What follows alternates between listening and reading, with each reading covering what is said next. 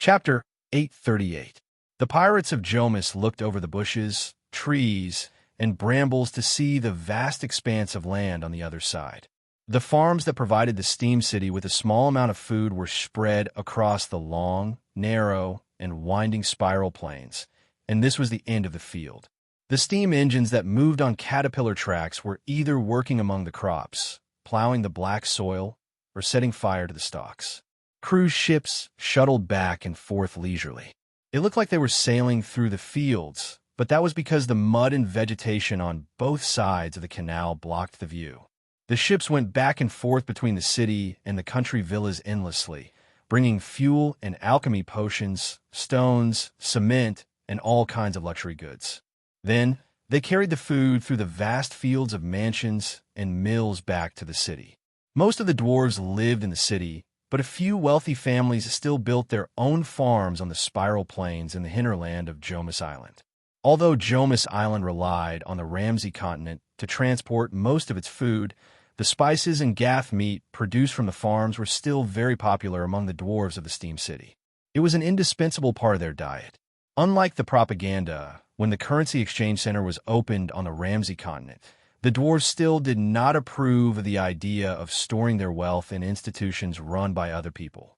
Therefore, the dwarven families that ran farms would usually build a treasure vault in their own country mansions to keep their wealth safe. And these treasures were the goal of Narman's trip. The Cromnite family, the largest supplier of gaff meat in the Steam City. Narman hid the title of a family of devout believers of the god of virtual games because it was useless to motivate the pirates and might even reveal their strategic intentions. They're among the top 10 wealthiest families on Jomis Island. It is said that every crack in their family's treasure vault is welded shut with screwed steel rods. We will soon be able to see if this rumor is true, and help them use up some of their treasures that they can never use up. The contract demon, who was draped in a muscular Jomis skin, laughed heartily.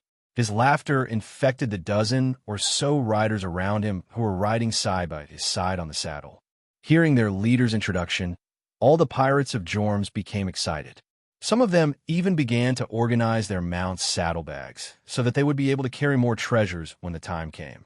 Accompanied by a whistle, a dozen military horses rushed down the embankment one after another, galloping on the winding road close to the waterway. The crawler steam engine gatekeepers working on both sides of the river turned a deaf ear to this and were still immersed in the instructions related to farm work, such as weeding, plowing, and feeding the Garth beast as stipulated by the core code. In fact, because it was located in the hinterland of Dwarf Island, the security of the swirl plains had always been exceptionally good. Therefore, the large families who had built farms in the countryside only had a limited number of guards here. They could not compare with the pirates at all. They lined up in a row and charged towards the Cromnit family's mansion. The guard of the Cromnit family had just picked up their weapons that they had not used for a long time when they were immediately drowned by the bullets fired from the rechargeable machine guns. These were the latest infantry weapons of the scale of perpetual order that Naaman had obtained through certain private channels before he left. They were instantly put to the ground. Naaman led the charge, carrying a cylindrical launcher on his shoulder. He pressed a button, and an oval-shaped cannonball shot out of the launcher, leaving behind a bright trail of flames as it crashed into the Cromnit family's country mansion. The sound of the explosion swept across the quiet field and traveled a long distance. When the dust settled, a group of pirates had already charged into the mansion with guns in hand. After some symbolic resistance, these Jomis people arrived at the door of the treasury. As expected, every crack has been welded shut by the threaded steel rods, Naaman said to his subordinates as he caressed the steel walls of the treasury. He took a pickaxe made of expensive adamantine from one of his subordinates and chiseled 2 finger-sized holes in the steel wall with a couple of clicks. He inserted 2 electrode rods into the holes and connected them to a lead zinc battery with a lead wire. He then splashed a large amount of highly corrosive alchemy potion on the wall. Then, under the effect of the electric current, the highly corrosive alchemy potion began to rapidly melt the steel wall. Not long after, a hole big enough for a person to pass through was eroded out of the wall. "What are you waiting for?" Naaman pursed his lips as he looked at his subordinates, whose eyes were red from the smoke. Why aren't you rushing in and saving those little treasures that are almost permanently hidden in a place that will never see the light of day? Hurry up, we still have many families to visit. Amidst the cheers of "Long live the leader," the Jomis pirates began to loot like ants moving house. They filled their pockets with loot that they could take away and put many things into the saddlebags of their horses. However, due to Naaman's strict orders, no one dared to throw away their weapons and ammunition. If you throw away the things that feed you, then you won't be able to eat in the future. In less than half an hourglass, the pirates had completely retreated from the mansion of the chronometers and rushed to their next target location. On the way, Naaman kept urging them and took the lead to throw some items that were not very valuable. The various game cartridges released by the Temple of Steamus, the various rights badges of the Temple of Steamus, the annual card of the Temple of Steamus, all of them were thrown on the road. They cleaned up as they went. Within a day, they had visited more than a dozen mansions of the dwarf families in the countryside, taking away a lot of gold and silver products, alchemy materials, and magic items. However, they also left behind enough waste that could be traced. The Dwarf Investigation Bureau in the city had originally been analyzing all kinds of information sent back from the Ramsey continent according to the latest instructions from the Shrine of Steam, so as to avoid being caught off guard in the upcoming war. However, the patriarchs of more than a dozen large families had joined forces to put pressure on the Investigation Bureau, so they had no choice but to deploy their few men to arrest the bandits that were causing trouble in the countryside. The robbery by Naaman and his men did not stop there. This was because they had taken away a batch of blueprints from the treasure vault of a dwarven clan famed for their manufacturing, and were about to be handed over to the Shrine of Stem. That was why they had alerted several priests in the Shrine of Stem. The divine servants had no choice but to take action in person, bringing investigators and a large number of troops to join in the pursuit. Hundreds of dwarf riders on mechanical chocobos followed the hoofprints, droppings, and all kinds of worthless treasures left behind by the bandits all the way to the barren coastal mountains in the east of Dwarf Island. Chapter 839. It was the last season of the year, and the rain never stopped. Thus, in the depths of the spiral plains, some of the abandoned farmlands had turned into icy swamps. Droplets of water dripped from the branches. Looking into the distance, the silhouettes of the trees looked as if they had been inked onto the clouds. They were wet and not yet completely dry. A flock of geese chirped as they flew over the horses. The smell of tree sap mixed with the smell of soil made those who smelled it feel that the low sky was gray and cramped. It was early in the morning. Under the blinding red light, the floating leaves and vines looked like paint dripping into water, drifting away and gradually dissolving.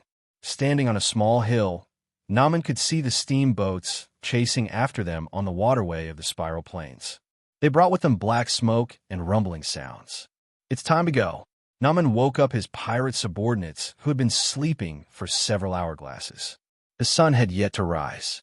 Because it had rained all night, the waterway had widened and merged into a swamp. Also, because the wetland lake was adjacent to the edge of the karst terrain, there were strange stone pillars everywhere. Therefore, the steamboats of the Gnome Research Department had to slow down to prevent them from deviating from the waterway where the banks could no longer be seen. To the pirates of Joms, the slowing down of their pursuers was definitely good news. After 2 days of hiding and robbing, even if they had enough energy potions as a foundation, although they weren't physically exhausted, they were mentally exhausted. Compared to that, the horses carrying them were much better. As long as they had enough energy potions, ate their fill, and slept for a while, they could run for half a day. "Leader, where are we going?" After they set off, the first mate on horseback approached Naaman and asked in a low voice, "Some of our brothers are already panicking. They rarely come ashore, and they haven't boarded for such a long time. There's a swamp up ahead. That's the territory of the swamp people." Naaman didn't look at the first mate and smiled as he said loudly. He wanted everyone to hear his words, and those people did indeed hear him. They all stared at their leader with wide eyes. There was a swamp people's territory on Dwarf Island. Anyone with some sense would think that this was a joke. After all, this was the home of the dwarves of the Ramsey Plain. Not a single blade of grass, tree, insect, or beast could escape the control of the dwarves. How could the dwarves allow evil creatures like the swampmen to settle in the hinterland of the swirling plains, propagate and pass down the ancestral line? The logical reasoning of the pirates of Joms was not wrong. However, they didn't know about the ghost-faced fish that had brought them to Dwarf Island. That ship was actually a leviathan. Just like the Nephraimin Dis and their current leader, Namen, the ghost-faced fish was also a product of other creatures being Leviathan by Keyes using his flesh regeneration technology. That ship had once been an airship, and before that was a powerful pit fiend. After bringing the pirates to Nome Island, the ghost-faced fish used a high-level teleportation spell to go to many places in the Ramsey Plain. It captured a large number of creatures that should not have appeared on this island and brought them back to Nome Island. The purpose of this was to create a game. We're going to play a game of survival with those dwarves. Holding the reins, Namen brought the group to the side of a swamp. He picked up a rock by his feet and threw it out. The stone fell into the water and made a muffled splash. Then, this seemingly calm swamp turned into a pot of boiling hot soup in the blink of an eye. Swamp men with webbed hands and feet, large eyes, and extremely wide mouths leapt out of the water one by one. A pair of bulbous eyes protruded from their toad-like heads, and their green skin was covered in warts and protrusions. Swamp men can stand 5 feet tall and weigh close to 200 pounds. These creatures have a theoretical lifespan of 50 years. Of course, the harsh swamps and infighting usually shorten their lifespan. Their lives begin as tadpoles in the breeding pool.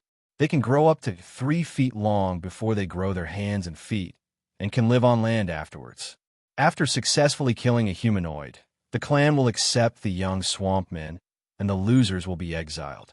They will continue to grow and lose their color throughout the lifetime of a swamp man. A few especially old swamp men have completely white skin and extremely fat bodies. Just like that fellow over there.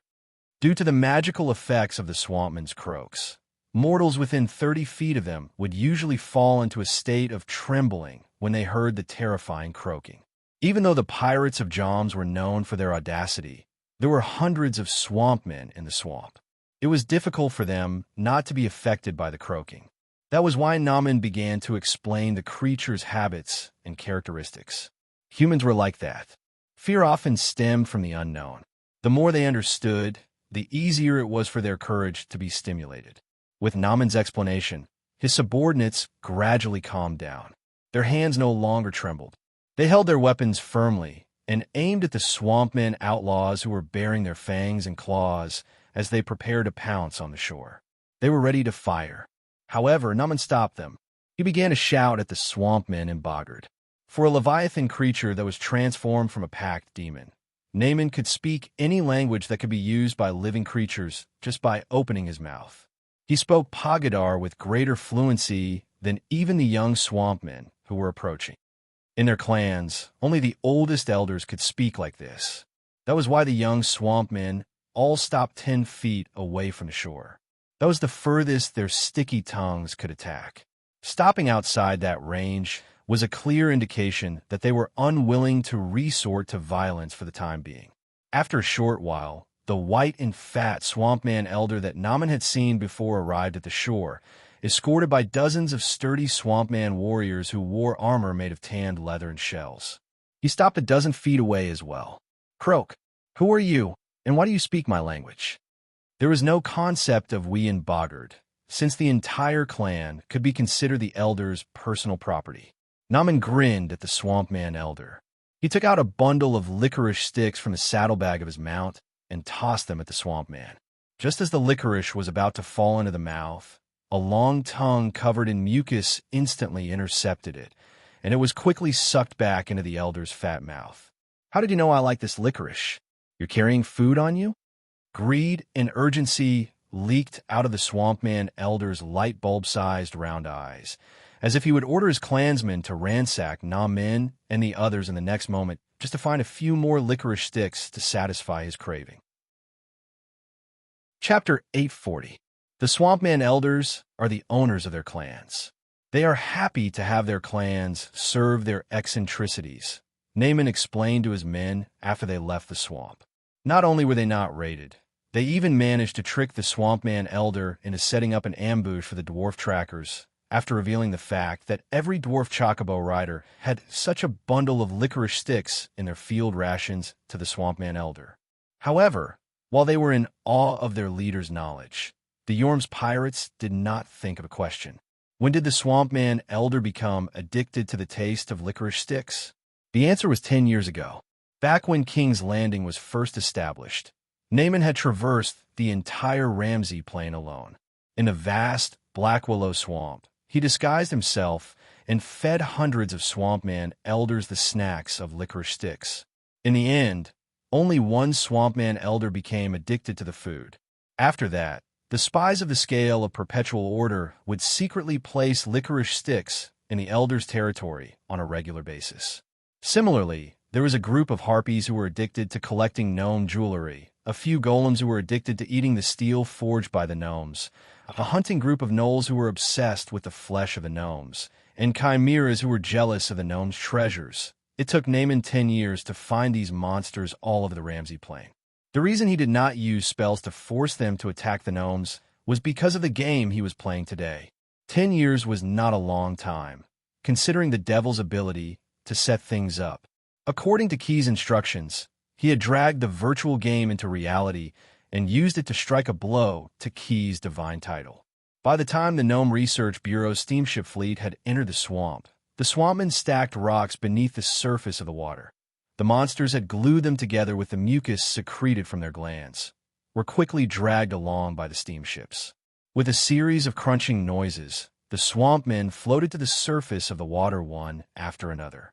It was as if they could stand on the surface of the water as they attacked wildly. They threw the spears in their hands. Arcs of water connected to the spears under their arms like harpoons. The gnomes on the ships used small naval cannons to attack the surface of the water. However, this caused the swampmen to react even more violently. Around the damaged hulls of the steamboats, tall water pillars suddenly rose. No one would think that those were strange waves. Those water columns were more than 20 feet tall. Because of the mud mixed in, the water column appeared very murky. At the top of each water column stood several elite swampman warriors. They descended from the sky and pounced on the deck of the steamship.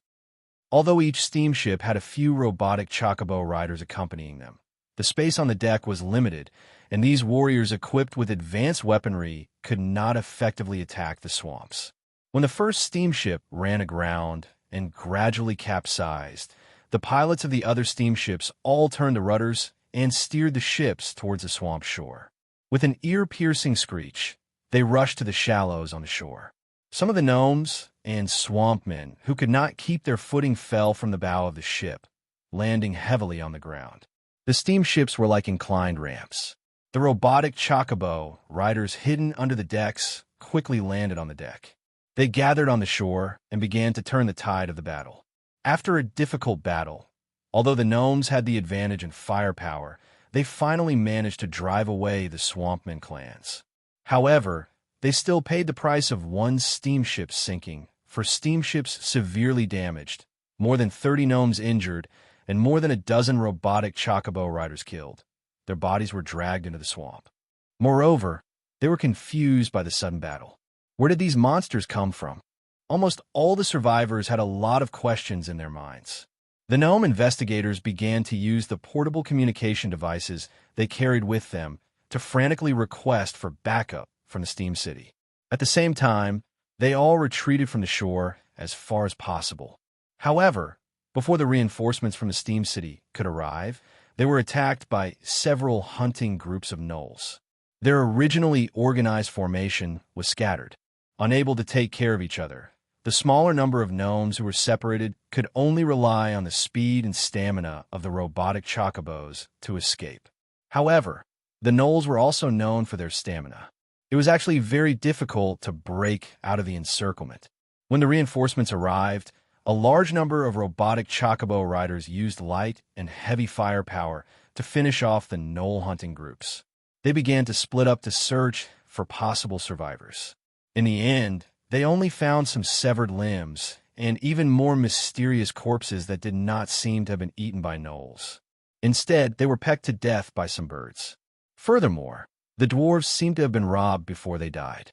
Not only were their clothes and jewels stripped clean, even the mechanical chocobos they rode on were torn to pieces. At this point in the operation, no matter how careless the gnomes were, they began to realize that something was not quite right. They hurriedly gathered their troops and prepared to return to the steamship before making further plans. However, just as they were on their way back to the city, they were attacked by a chimera that had gone berserk.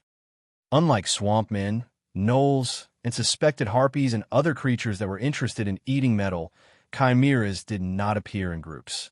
However, they were a more difficult monster to deal with. These winged monsters had the body of a lion, with 2 additional heads protruding from each side of its head. Usually, it was a dragon's head and a goat's head with horns. However, the chimera that attacked the gnomes was obviously an exception. It did not have a lion's or goat's heads. All 3 of its heads were dragon's heads. In other words, it was much more difficult to deal with than a normal chimera. Because of the different types of heads, it could use the breath of a white dragon, a green dragon, and a red dragon. Bone-chilling frost, corrosive acid, scorching flames, as well as a sneak attack that descended from the sky. The chimera tore the returning gnomes to shreds in an instant. Even though it was killed, it had slaughtered nearly half of the gnomes before it died. When this series of events spread, the steamship city, no, the entire gnome island was shocked. The aristocratic families who were still living in their villas in the countryside all brought their elders and children to hide in the steamship city overnight. The guards in the city were on duty throughout the night. When dawn came the next day, the army that had gathered immediately poured out of the city gates. Chapter 841. Over the past few days, the bandits and monster attacks that had mysteriously appeared were like glue, bridging the dissension and rift between the various factions of dwarves caused by the forceful seizure of power by the servants of the god of virtual games. From a certain point of view, this seemed to be a good thing. However, as blessings and misfortunes lay within blessings, these incidents had also caused other consequences, especially for the god of virtual games, Stim. As the situation grew more serious, the emotions of many of the residents on Dwarf Island were fluctuating.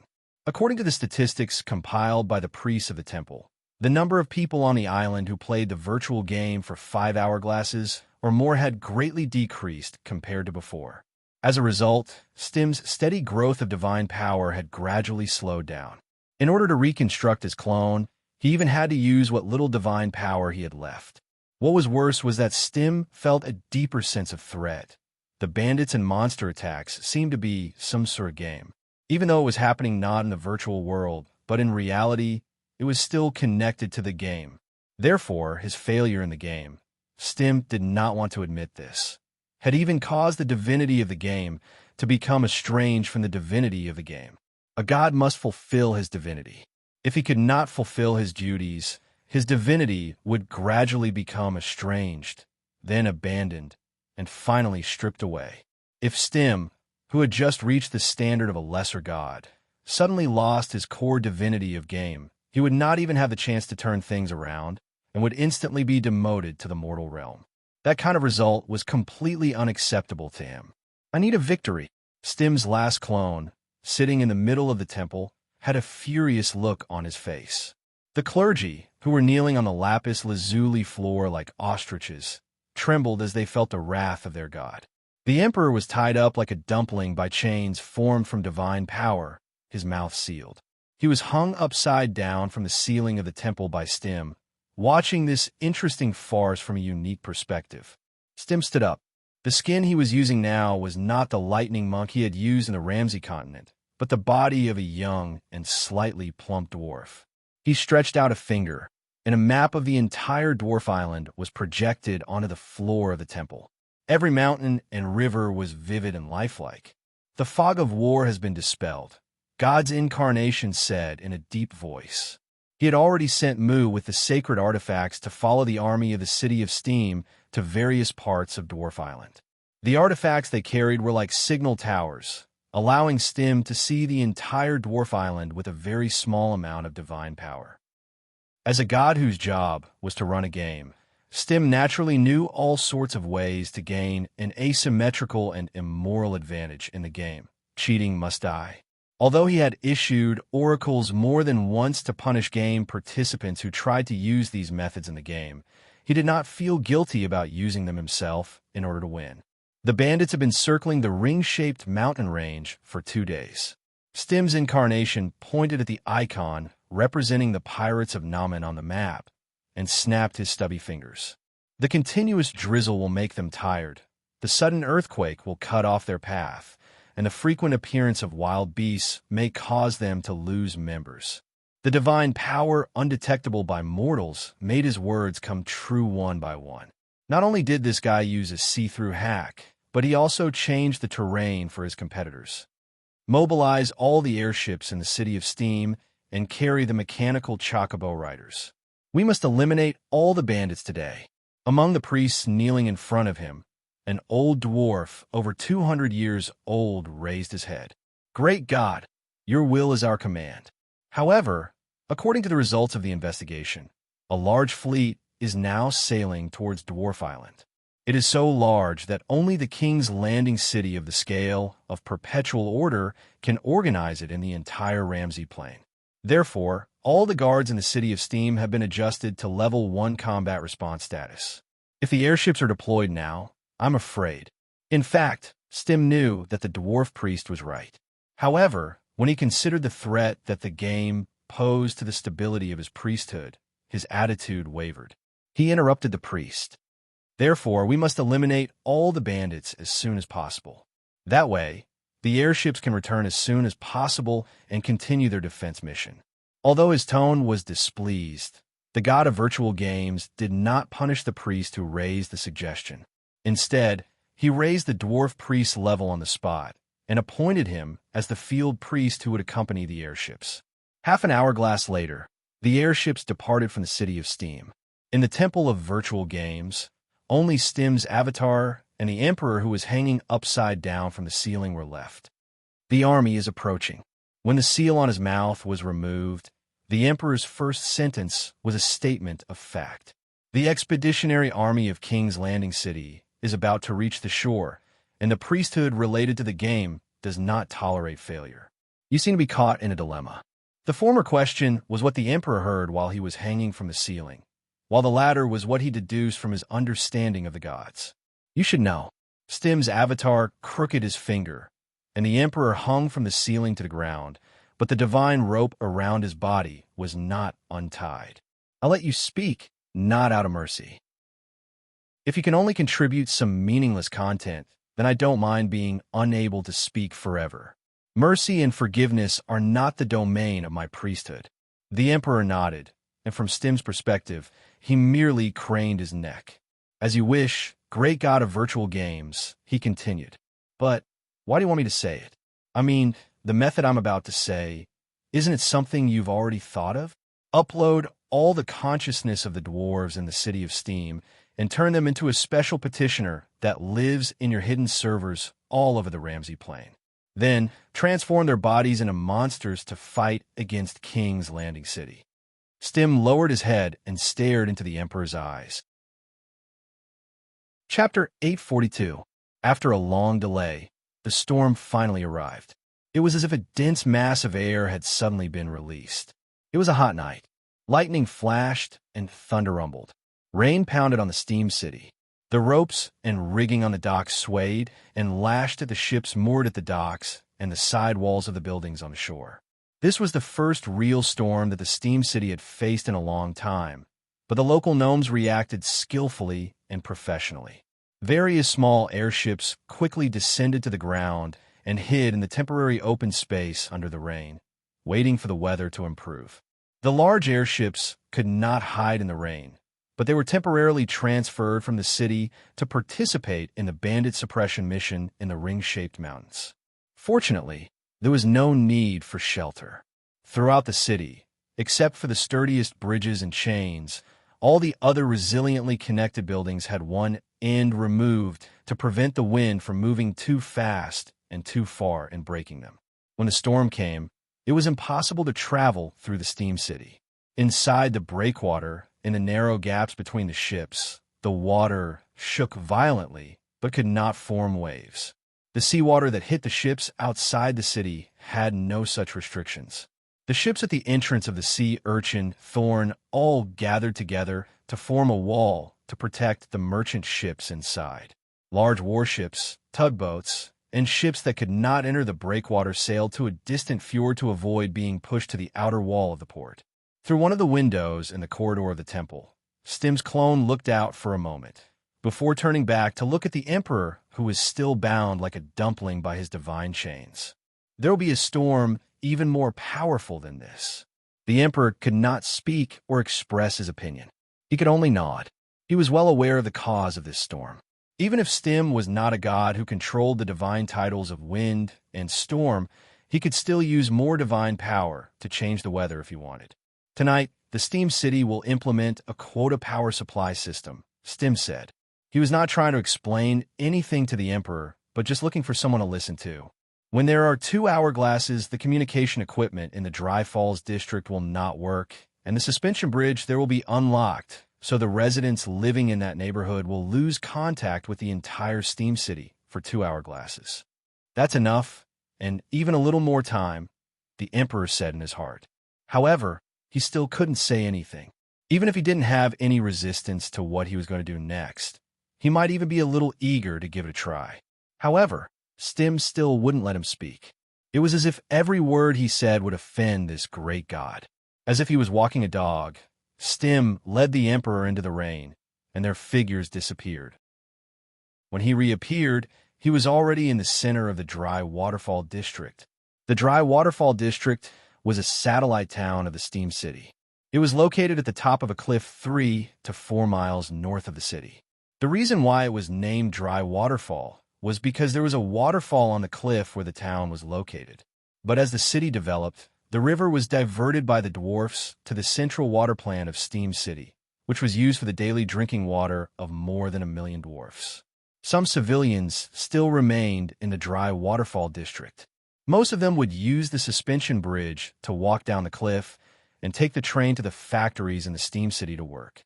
Due to the fact that the dry cliffs were suitable for rock climbing, there were also some gnomes who sought thrills and weren't very keen on virtual games who moved here from the city one after another, so that they could enjoy all sorts of extreme sports. The official population of this town was more than 20,000, but a quarter of them probably didn't live here all year round. So when Stim used his divine power to investigate, he found that the population of the Dry Waterfall District was only about 10,000. The others must have received the storm warning and returned to their residences in the city to spend the night before the suspension bridge was dismantled. "Let me see what you can do again," Stim said as he shook the divine chains. The emperor's hands were immediately freed so that he could cast spells. After that, the god still didn't say a word as he stared at the storm clouds rolling toward the Steam City. It seemed that he didn't care if the emperor was going to do something or attack him from behind. "As you wish," the emperor said in his heart. He turned his back to Stim and stretched out 2 palms that glowed with a pale blue light. Like fireflies flashing with a strange light, clusters of cold lines shot out from his fingertips. This was the soul cocoon that the emperor had created using the souls of the Tribulation Generals. Each of the Tribulation Generals was his apprentice, and they each inherited a part of the emperor's knowledge and power. But as their teacher, the emperor didn't choose to share much of his knowledge with his apprentices. The soul cocoon sank into the ground and then gathered into a gurgling stream that rushed to the various houses in the Dry Waterfall District. The residents who didn't realize the danger were soon all entangled by these soul parasites that specialized in possession. The soul cocoon broke in their bodies, and their weak mortal souls were instantly squeezed out of their bodies and fell into a state of confusion. Of course, this was only a temporary trance state. Even though the emperor's magic power was profound, he still could not erase the connection between the souls and the bodies of all the dwarfs by performing soul cocoon possession on more than 10,000 people at the same time. If no one interfered, the souls would return to their bodies in another half an hourglass. At the same time, They would also digest the soul worms that had just hatched from the soul cocoon. It was just that Stim had helped him out. After the Emperor finished his work, the god of virtual games tossed out a divine artifact that he carried with him. This strange object that looked like a metal furnace floated in the air and emitted rays of brilliant light. Under the guidance of the light, the souls of the dwarfs that were hovering outside their bodies all floated towards this strange object. Like a kettle that was slowly filling up, the metal furnace became heavier and heavier as it contained more and more souls. It landed on the ground, causing cracks to appear on the stone tiles on the ground. When the last soul entered, a large cloud of steam suddenly spewed out from the top of the metal furnace. The gears embedded in it started to operate, and electricity flowed through the buried wires. The souls were stripped of impurities such as self and became purer, infinitely reaching the level of petitioners. "Upload new life," Stim muttered. Then, the metal furnace disappeared from the ground. "The monster is out of the cage," the Emperor commented in his mind as he watched everything that happened in the dry waterfall district. Chapter 843. The Nephremon Dis was the first to charge into the storm. It used its fearless spirit and huge body to set an example for the following troops. In fact, it did much more than that. Thanks to the biofurnace created by the Leviathan transformation and the thermonuclear reactor installed by the master engineer Shay, it could release surging heat to the outside world with extremely high power. The heat rose and continued to resist the sinking cold air, dispersing the tornadoes that always wanted to appear in the path of the flying ships and the fleet. Even if it was not enough to resist the change in weather due to the intervention of the gods, in a sense, the Nephremon Dis still provided sufficient shelter for the advancing troops. It was only in such a storm that the fleet could continue to sail towards Dwarf Island. On the surface of the sea, the leading ship was a giant aircraft carrier called the Eastern Mighty Might. If the Nephremon Dis embodied the power of Leviathan's biological technology, then it was the naked symbol of the power of machinery. The power provided by 16 super-large turbocharged engines allowed the steel giant ship to maintain a speed of 20 knots. The 30-foot-tall waves were not even half the height of a ship's side. The expeditionary force of King's Landing City was invincible and unstoppable as it rushed towards the enemy's lair. Every soldier who belonged to the battle sequence remembered their mission: to kill the Emperor who brought damage to the scale of perpetual order and punish the false god Stim who was in cahoots with him. They did not doubt the rationality of this war, just as they did not doubt that they would win. When they were about 30 miles away from Dwarf Island, the bridge control tower of the Eastern Mighty Might reported to the fleet that they were about to approach the enemy's territory.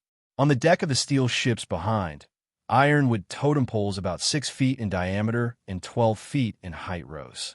According to the flow of the previous drill, the elemental shamans on the ships removed the seals in order.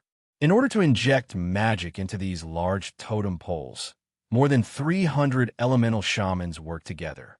On average, each totem pole stored the magic accumulated by 10 elemental shamans for more than 30 days. As the seals were removed, the totem poles linked with each other and released energy equivalent to tens of thousands of elemental shamans casting spells at the same time. As a result, the vast sea was instantly tamed by the fleet. Every drop of seawater was an ally of the monarch's Descent City army. The sea, which had become violent due to the storm, became calm as it approached the fleet. The monstrous waves that swept over from afar only left behind ripples when they reached this place. There was nothing that could escape the elemental surveillance and launch a sneak attack on the fleet, such as the tens of thousands of monsters that were hiding at the bottom of the sea. There's something under the water. The elemental shamans on each ship who were in charge of the totem poles noticed this almost at the same time. They immediately used the communication devices they carried with them to gather information from the command tower. Not long after, every ship received feedback. The command tower authorized them to launch a wave of free attack, target 300 feet below the surface of the sea. Count down to the deployment of clustered depth charges. Those folded mechanical arms suddenly stretched out from the deck of the ship. In the blink of an eye, the steel ships of Monarch's Descent City looked like floating water demons. Below the deck, the sailors were busy hanging the clustered depth charges from the ammunition hold onto the hooks of the transmission device. The electric motor buzzed, and the bombs were pulled onto the mechanical arm one by one. Then, they fell into the sea with a plop. After about 10 breaths, the clustered depth charges dived to the predetermined depth. Under the pressure of the seawater, the pressure detonators inside the bombs were activated. The various alchemy potions mixed together and suddenly exploded into balls of fire. Because the bombs were designed in a cluster, smaller bombs were ejected from the body of the bombs and continued to cause destruction outside the radius of the explosion. Violent shock waves rampaged under the surface of the sea. And because the sea had been tamed by the elemental power, these shock waves strangely did not rush to the surface of the sea.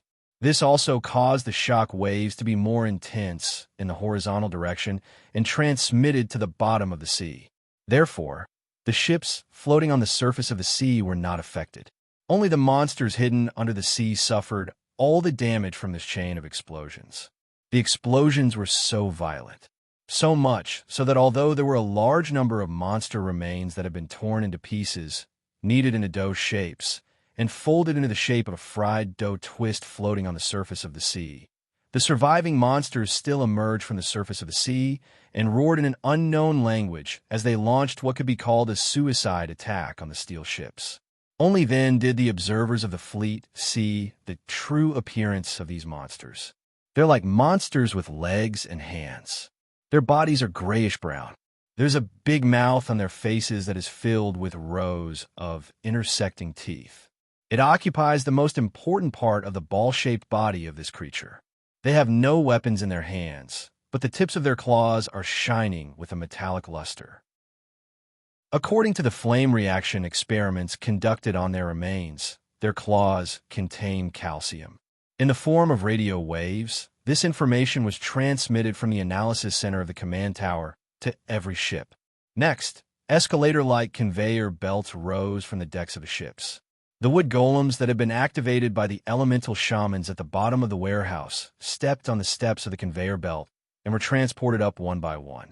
They lined up neatly, walked to the side of the ship, and lightly jumped and then landed on the sea surface.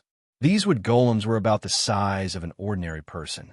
Their appearance was a bit rough, as if they were pieced together with the leftovers of a furniture factory.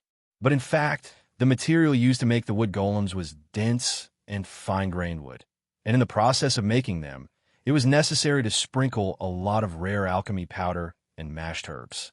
The trade channels of the scale of perpetual order were wide enough, and many raw materials could be obtained at cost price. But to make a wood golem that could fight, it still cost about 30 disaster coins. And in the magic puppet shop in Sigil City, the usual retail price of a wood golem was more than 300 disaster coins. However, the price was dependent on the quality.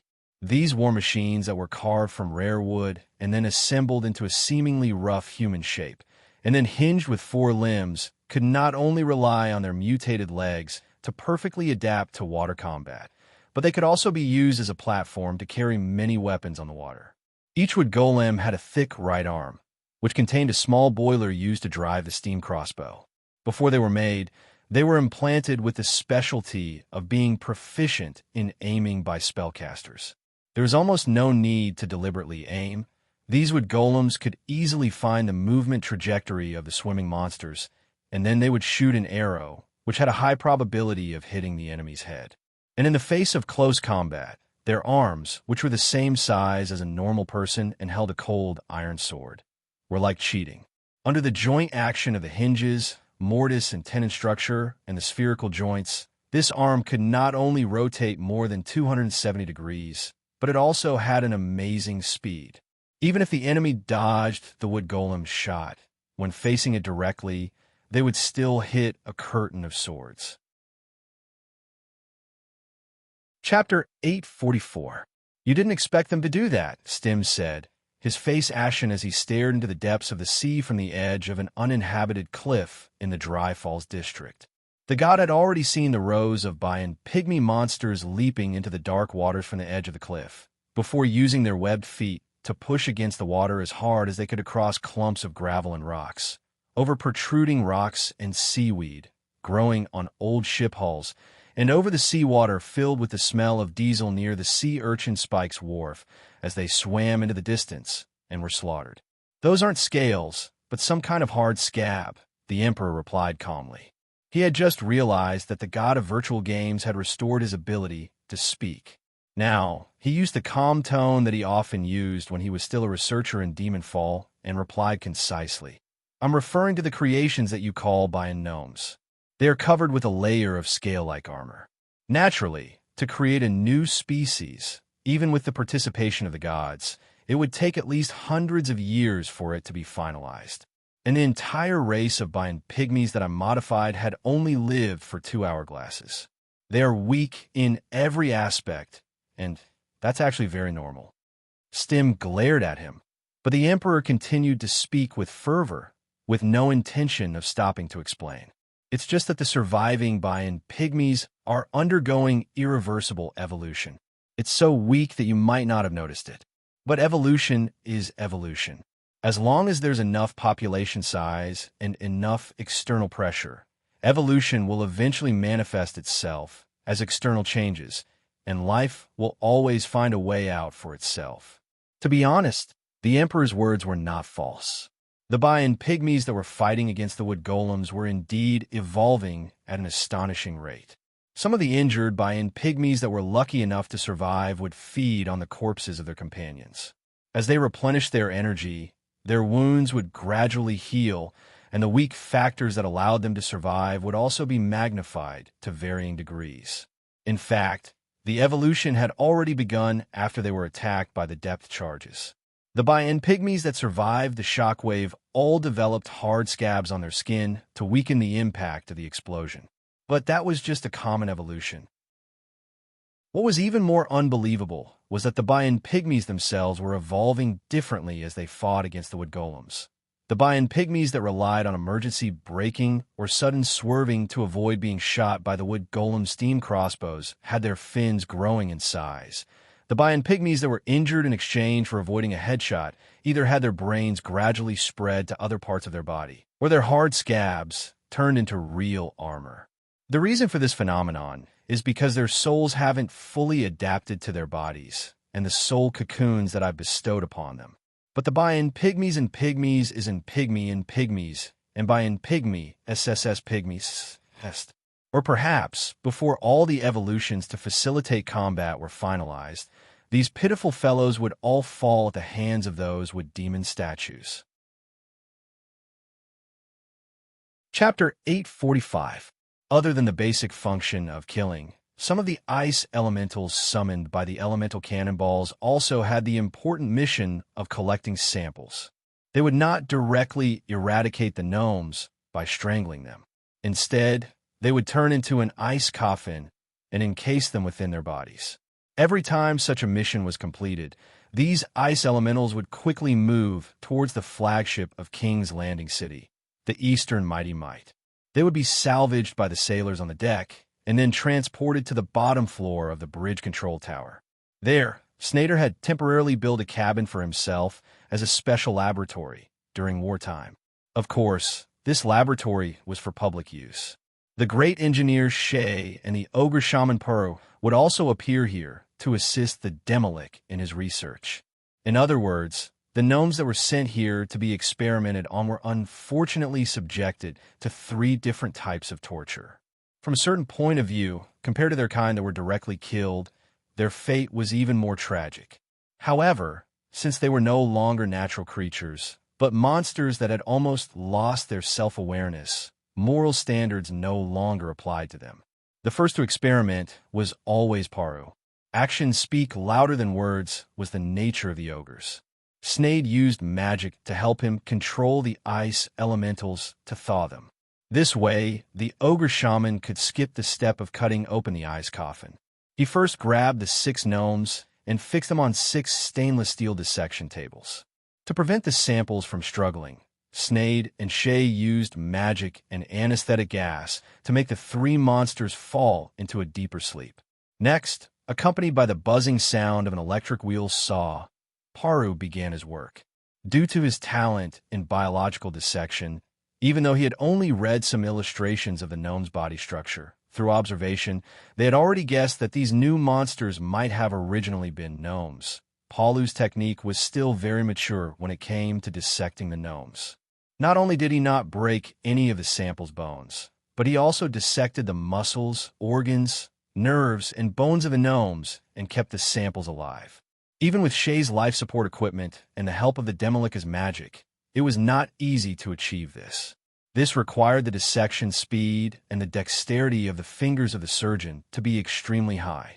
Even Sneyd, the legendary archmage of the school of necromancy who often conducted vivisection experiments, had to admit that he was not confident that he could ensure the survival of the experimental subjects after the first dissection of a brand new species, let alone the survival of all 6 experimental subjects. These new monsters are the same as the ones I've dissected before. They all have the characteristics of Ramsey creatures. They're not interplanar creatures. After completing the autopsy, Paru poured the blood, muscle tissue, and small pieces of nerves from each corpse into a small golden cauldron and quickly boiled it into a paste using a gas lamp. Then, he used many straws to drip them into the glass bottles containing different voodoo potions for testing. The potions in the glass bottles still maintained their original color, which meant that the monster created by the Emperor was not a magical creature or a creature from another plane. Incredible. Shay, the wondrous craftsman, could not help but sigh. If the Emperor had created a creature from another plane or a magical creature that could adapt to the climate, microbes, and other environments of this plane, it wouldn't have been difficult. But instead, he created a mediocre native creature. This is not a skill that mortals should have. Generally speaking, apart from natural evolution, the only existence that can create such a creature can only be a god. If a layman were to hear Shay's words, they might be confused. However, because the other 2 subjects were true experts in their respective fields, they also had a deep understanding of Shay's words. Creating a creature was not rare. Among the various magical creatures and interplanar creatures in the multiverse, and even the elemental creatures without flesh and blood, many were the experimental products of powerful mages. But so far, apart from the Emperor who could create monsters in batches, there should not be any mortals who had successfully created a native creature that could perfectly adapt to a material plane. Apart from nature itself, only certain gods could accomplish such a feat of creation. And, generally speaking, they had to be extremely powerful gods. Because they could create intelligent creatures that could adapt to the material plane, they could naturally and easily become the gods of those creatures. As long as those creatures multiplied enough, they could easily become a great god. And this is only in the Ramsey plane. If he really has the ability to create new races of monsters in a similar way in other planes, that would be a piece of cake for the Emperor to become a powerful god. Sneyd also commented, but it is precisely for this reason that since the scales of eternal order have become enemies with him, then we have to completely eliminate this hidden danger. After a rational analysis, although the 3 experts had different starting points, Paru and Sneyd purely considered that instead of leaving a powerful enemy for the scales of eternal order and keys, it was better to nip the hidden danger in the bud as soon as possible. Shay had previously discovered that the Emperor's technique of creating monsters seemed to have applied some of the chaotic characteristics of the illusionary snake race. Out of the eternal will of resistance left from ancient times, he had to oppose the rise of the Emperor, but they still reached a consensus. After completing the dissection and confirming the characteristics of the monster, the following work was mainly led by Sneyd. The steampunk Demolika began to cast spells. They had dissected many kinds of monsters before and found some mechanisms used by the Emperor to control them. Each of the Calamity Generals created by the Emperor was equivalent to a signal relay station for the Emperor. He had 10 Calamity Generals. In theory, he could use 10 different ways to control these monsters: pheromones, sound, light, electromagnetic waves, etc. But the Emperor was resurrected with the help of the Calamity Generals, and Snade and the others had not encountered any monsters under the control of the Calamity Generals. I'm inclined to think that this is a new behavior mechanism. After checking the organs of each experimental body with spells, Snade confirmed that these monsters were not controlled by spells and put forward his own speculation. Because there are no Calamity Generals under the Emperor's command, the monsters created so far may be like the golems.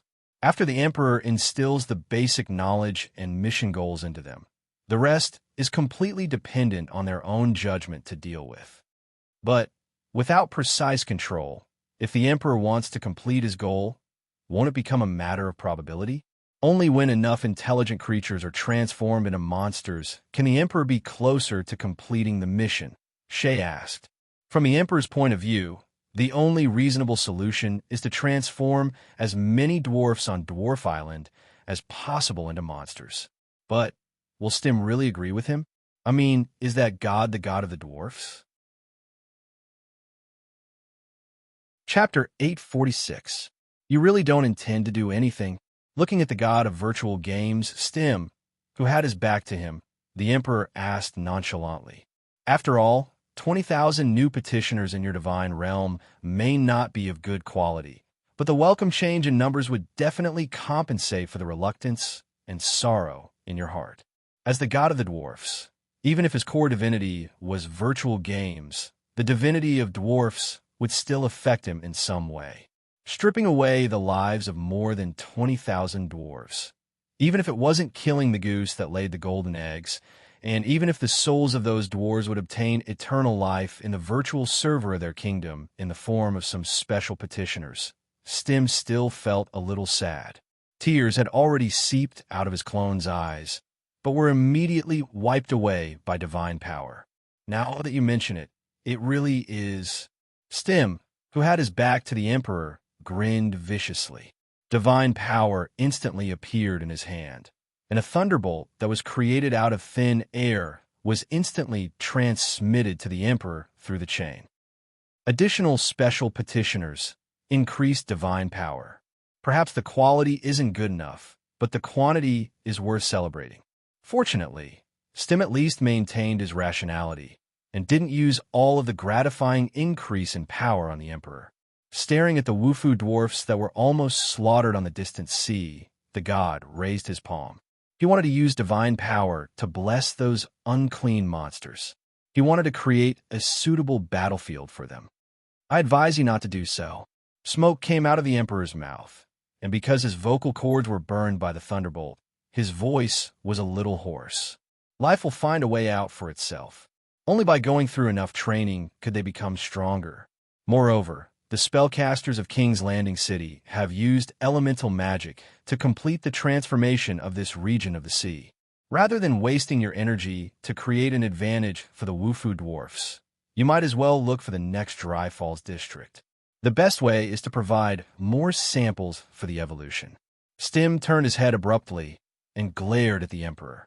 Affected by the god's emotions, the air seemed to have turned into steel and began to squeeze the Emperor from all directions, as if to grind him into a pile of meat paste. You even promised that converting the residents of the Dry Waterfall district would be enough to resist the fleet of the scale of perpetual order. If all the residents of Steam City are converted, who will control the defense equipment? The Emperor suddenly burst into laughter. Coupled with his hoarse voice, he sounded like a jackal. He used his laughter to disperse the air that was squeezing him, and his entire person seemed to have changed from his previous submissive appearance. Error. It's just an error. Ha ha. Since you've already asked, you must have already predicted the worst-case scenario in your mind. Or rather, the upper limit of what can be accepted. The heart of the god of virtual games, Stimuli, felt a chill. He suddenly realized that he had become a gambler sitting in front of the gambling table, unable to turn back after his first bet. Unless he could win this bet, there was no need for him to take the risk.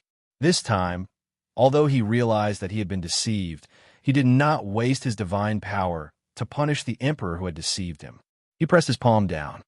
The Dome District, Stimuli said coldly after casting the spell. The residents there have all fallen into a deep slumber. The population is more than 150,000. They are all craftsmen or business families that have business ties with the Ramsey continent. Many of them have profited from the exchange of crystal coins, and now it's their turn to repay Dwarf Island. Think what you will, the Emperor replied, bowing his head.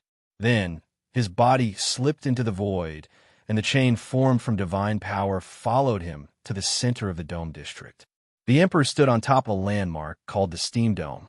Gears and levers driven by steam were constantly moving around it, forming a complex clock structure. The dwarves who lived in this district could often tell the time by looking at the scale of the rotating roof when they opened their windows to look at the steam dome. On the hour, the chimney of the steam dome would emit white steam amidst a series of sirens. Lucky gamblers will only leave when they lose everything, the Emperor thought to himself. Countless soul cocoons that looked like fireflies and shone with a faint green light surged out of his sleeves. They entered the buildings in the Dome District through the cracks in the doors and windows. They would find the dwarves who had been hypnotized by the gods and possess them. Not long after, the same thing that happened in the Dry Waterfall District was repeated in the Dome District. Souls were separated from the bodies of the dwarves and floated in the air. They stacked on top of each other, forming a dreamlike scene. Perhaps it was because there were too many souls gathered in this place, forming a large, hazy fog.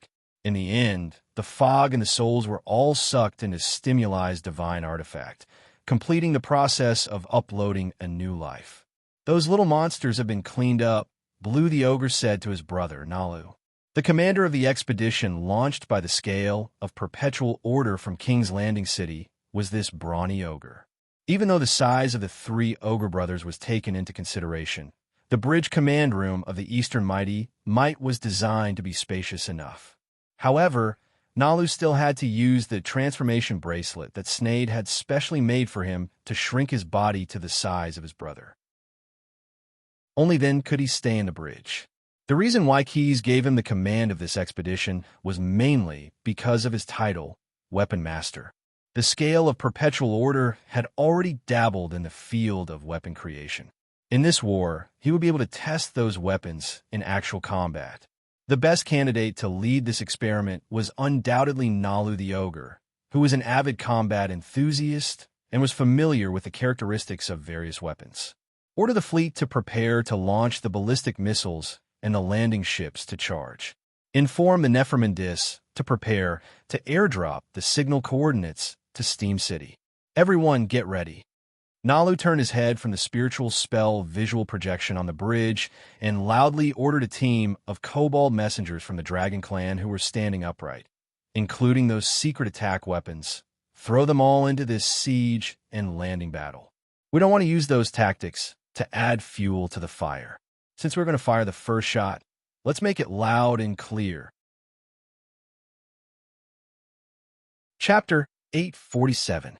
Missile launchers rose from the steel ships, and all the missiles were aimed at the direction of the Steam City.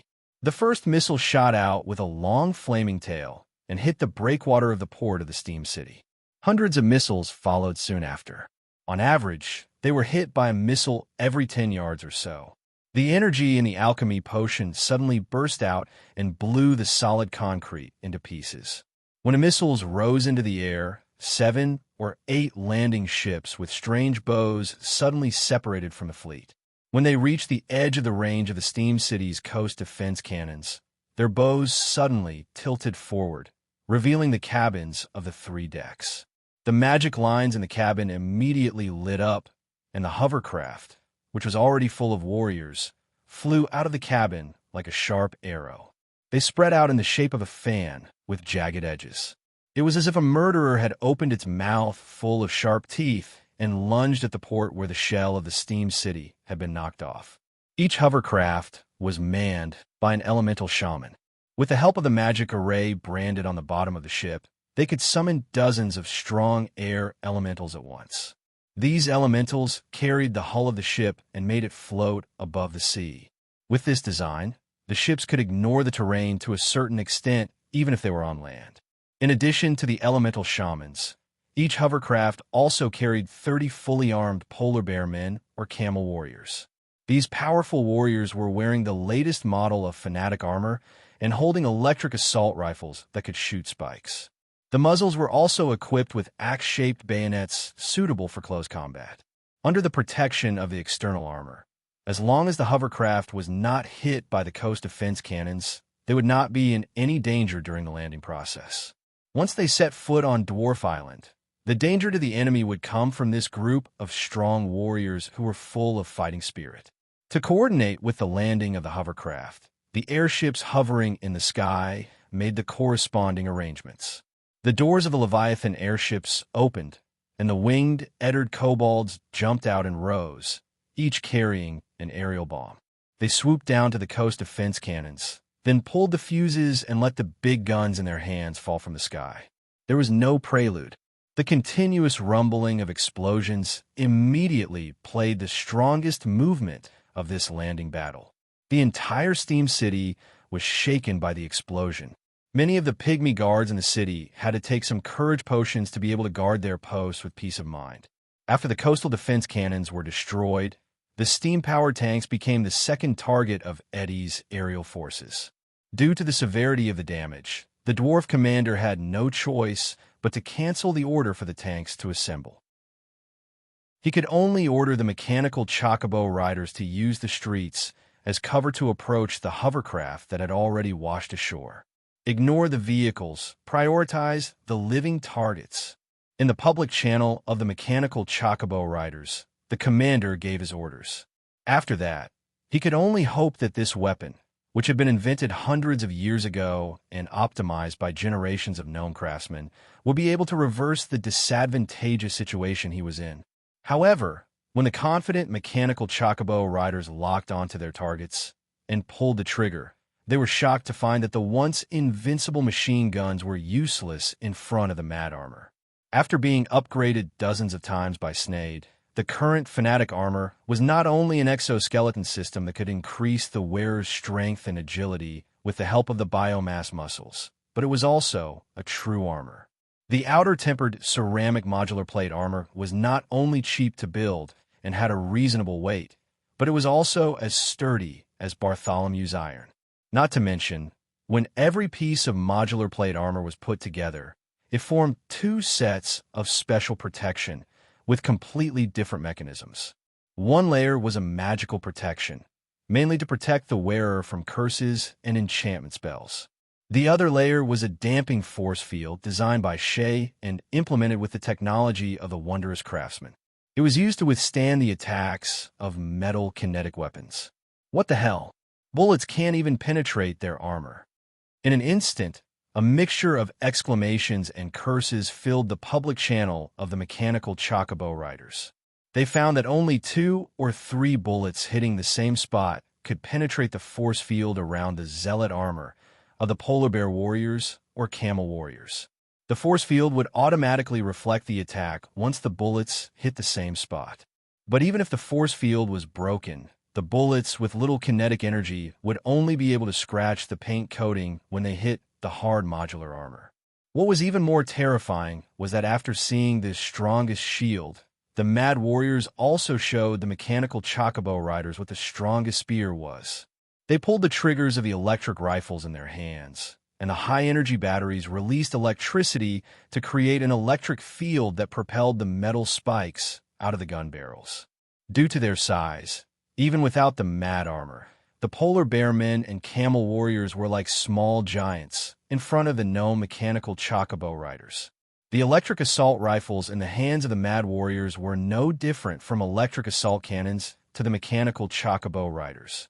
As long as one of the spikes hit the mechanical chocobo, the gnome's strongest land vehicle would be destroyed in an instant. The lucky riders would be ejected out of the cockpit in time, and to conserve ammunition, the mad warriors would usually not fire back at them. The unlucky riders, on the other hand, would end up in the same state as the mechanical chocobo that was smashed into pieces by the spikes and subsequently exploded. If the enemy soldiers all wear such armor and hold such powerful weapons, then there's no need to fight this battle.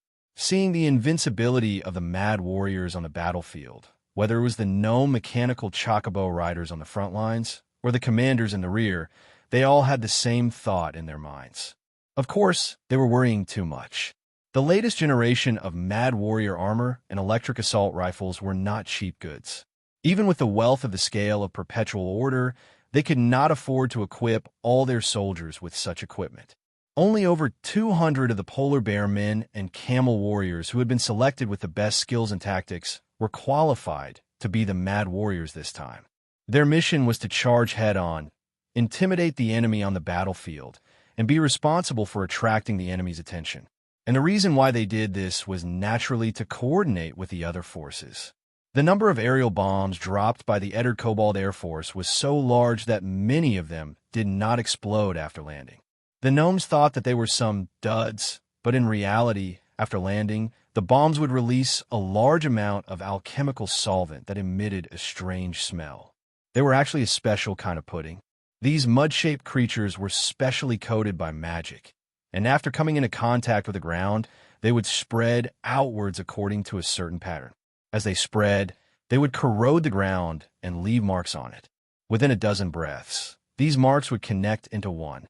At the same time, the pudding would instantly ignite under the effect of the spell, activating these seemingly disorderly marks that were actually spell runes. The beacon has been established. The teleportation circle has been completed. The Leviathan airship, Nephrimandis, hovering high in the sky, sent a signal to the eastern Mighty Might.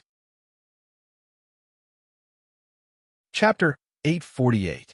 Magic flames rose, and 35 teleportation portals suddenly opened.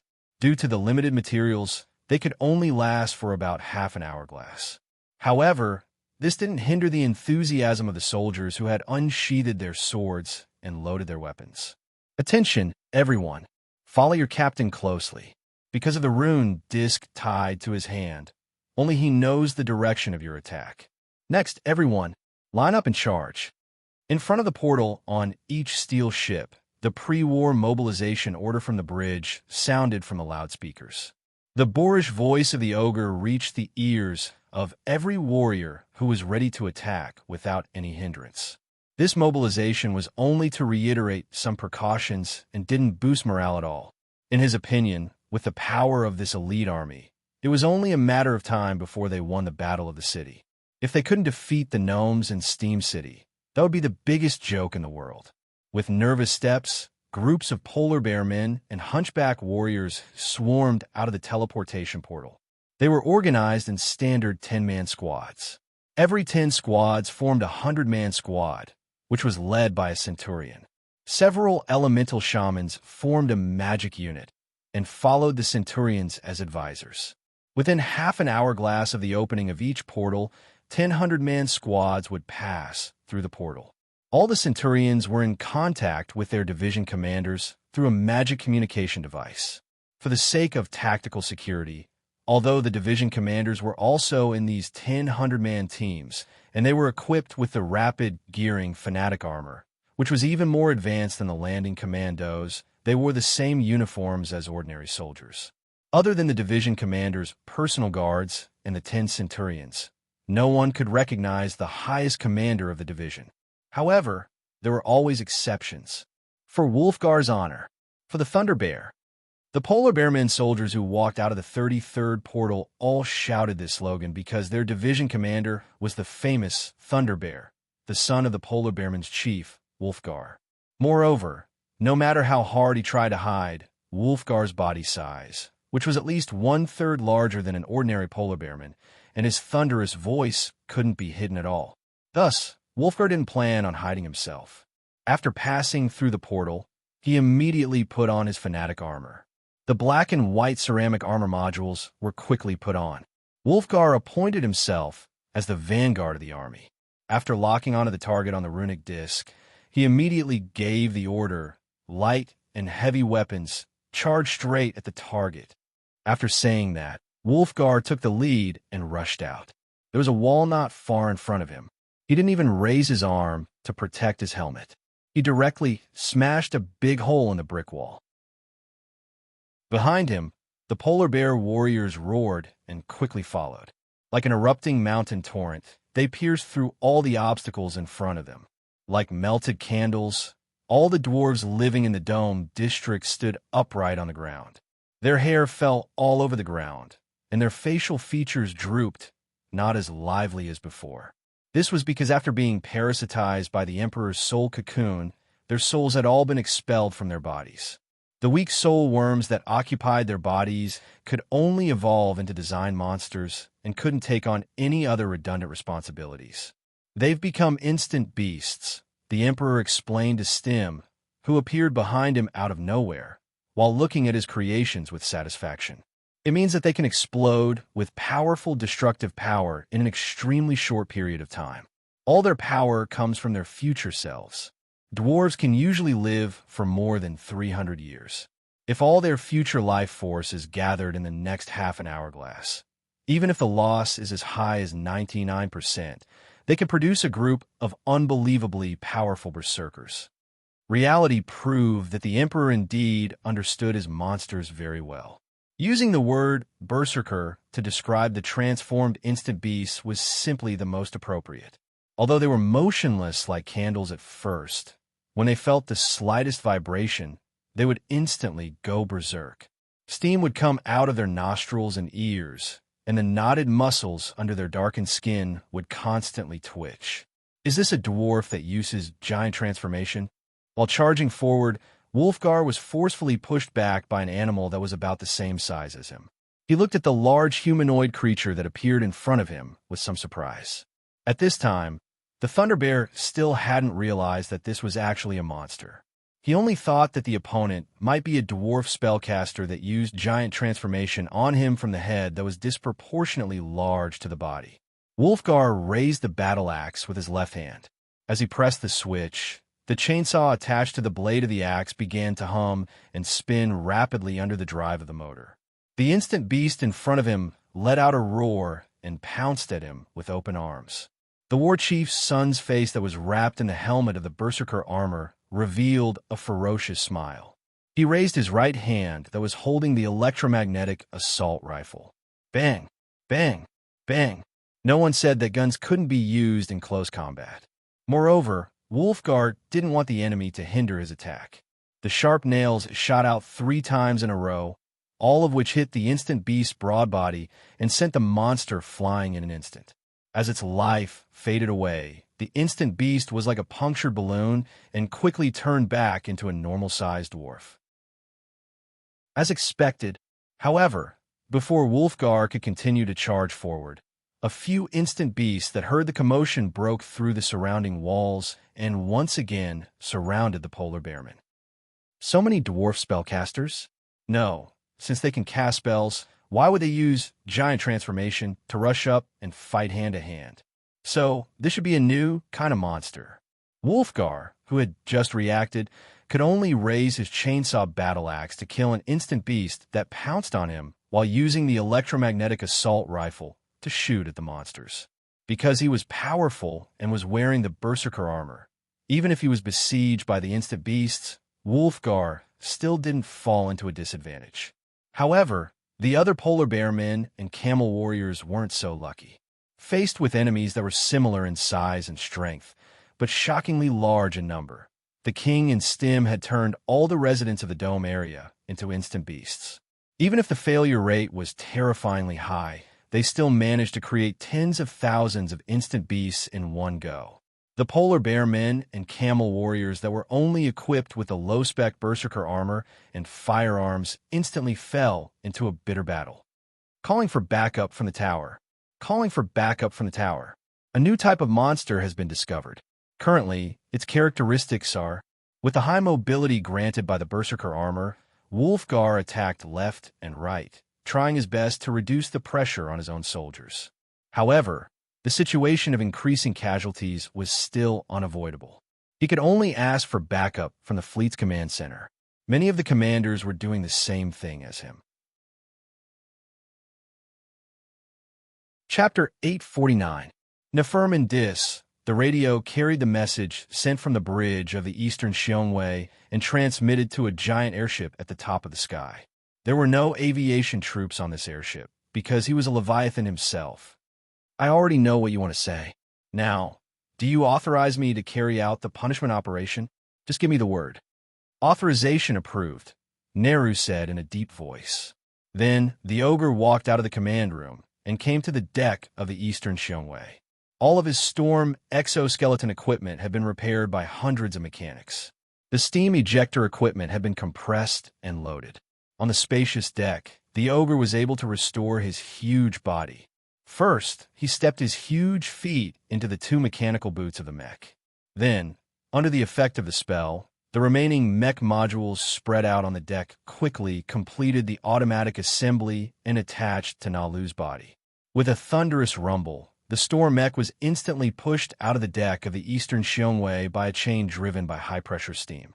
In midair, the storm mech's body lit up with a bright anti-gravity rune array. Then, Nehru controlled the two metal arms of the weapon and swung them backward. Two spheres suddenly appeared at the tips of the three mechanical claws. Like a falcon swooping down from the sky to hunt, the storm mech crossed the sea in an instant and fell from the sky into the area of the steam city where a new type of monster was reported. When it landed, more than a dozen cannon barrels appeared on the body of the mech in an instant. They aimed in all directions and launched a carpet bombing. A large number of instantaneous beasts that had gathered around Nehru because of the vibration were all killed by the rain of cannonballs. However, this was only the first show of the storm mech. The reason why Nehru the ogre wanted to drive this war weapon into the battle was actually to restrict the actions of some of his subordinates. After obtaining the authorization order, the Neferman Dis, which was hovering in the sky, immediately sent out a special frequency of electromagnetic waves to the surroundings. The 13 special Leviathan airships that received the command immediately began to shut down all their power engines, discharged the light gas in each airbag, and began to fall rapidly to the ground. These airships were the same as the Neferman Dis. They did not carry any aviation personnel. They were Leviathan war beasts disguised as city airships. Before using them, the reason why Neferman Dis needed to ask Commander Nehru for authorization was that their original form before Leviathan was some enormous, indestructible, invincible behemoth. The behemoth was a powerful magical creature that was shaped by primordial energy and infused with elemental power. Although they resembled living creatures, they did not have fragile flesh. Almost all of the naturalists in the multiverse had a consensus that the behemoth was not a natural creature, but a creature specially created by the gods. The purpose of its existence was to punish mortals. This was because ever since mortals began to worship the gods had already understood how complicated the souls of mortals were. Sometimes, even the gods would wonder why these ordinary creatures hid so many evil natures. It was because of the large number of mortal souls falling into the abyss that caused the rise of the demons of Tana, Re, and the decline of the demons of Obilus. In some countries, when the sins of mortals were so severe that even the gods could not bear it, the gods would send plagues, floods, and their most terrible servants as punishment. Among these vengeful servants, the behemoth was the most frightening. A god or several gods united to create the behemoth from the primordial source of chaos, put it in a similar body, and filled its consciousness with axiom, justice, and an endless desire to destroy everything in its path. Then, these giant beasts would be allowed to slaughter their victims without restraint. Some of the kinder gods would take back the behemoth after calming down their anger. Some of the worst ones would ignore the suffering of mortals. They would let the behemoth unleash its endless desire to kill until the sinful countries were left with lifeless ashes, and even the entire world was destroyed by these living retributions. These broken continents might not have any life left, except for the behemoth that conquered them, as an immortal monument to the slaughtered worlds. Through the intelligence network in the sigil, the scale of perpetual order found some of these immortal monuments, but they had all been forgotten by their creators. Even the gods who created them had died. The Chamber of Commerce spent a lot of resources and sent a large number of adventurers to find the sleeping behemoths in those lifeless and ruined plains. Then, those people carefully collected some specimens from various sleeping behemoths and sent them back to the headquarters for analysis. In the end, the scale of perpetual order chose the most suitable 13 behemoths and implanted the flesh of Leviathan into them. Once the ruined planes were transformed into Leviathan airships, they would automatically transform into Leviathan airships and enter the giant interplanar portals that the Chamber of Commerce had specially constructed for them. This time, the scale of perpetual order went all out to attack Dwarf Island Steam City because they had to face a god. The 13 Leviathan behemoths also disguised themselves as airships and moved together with the Expeditionary Army.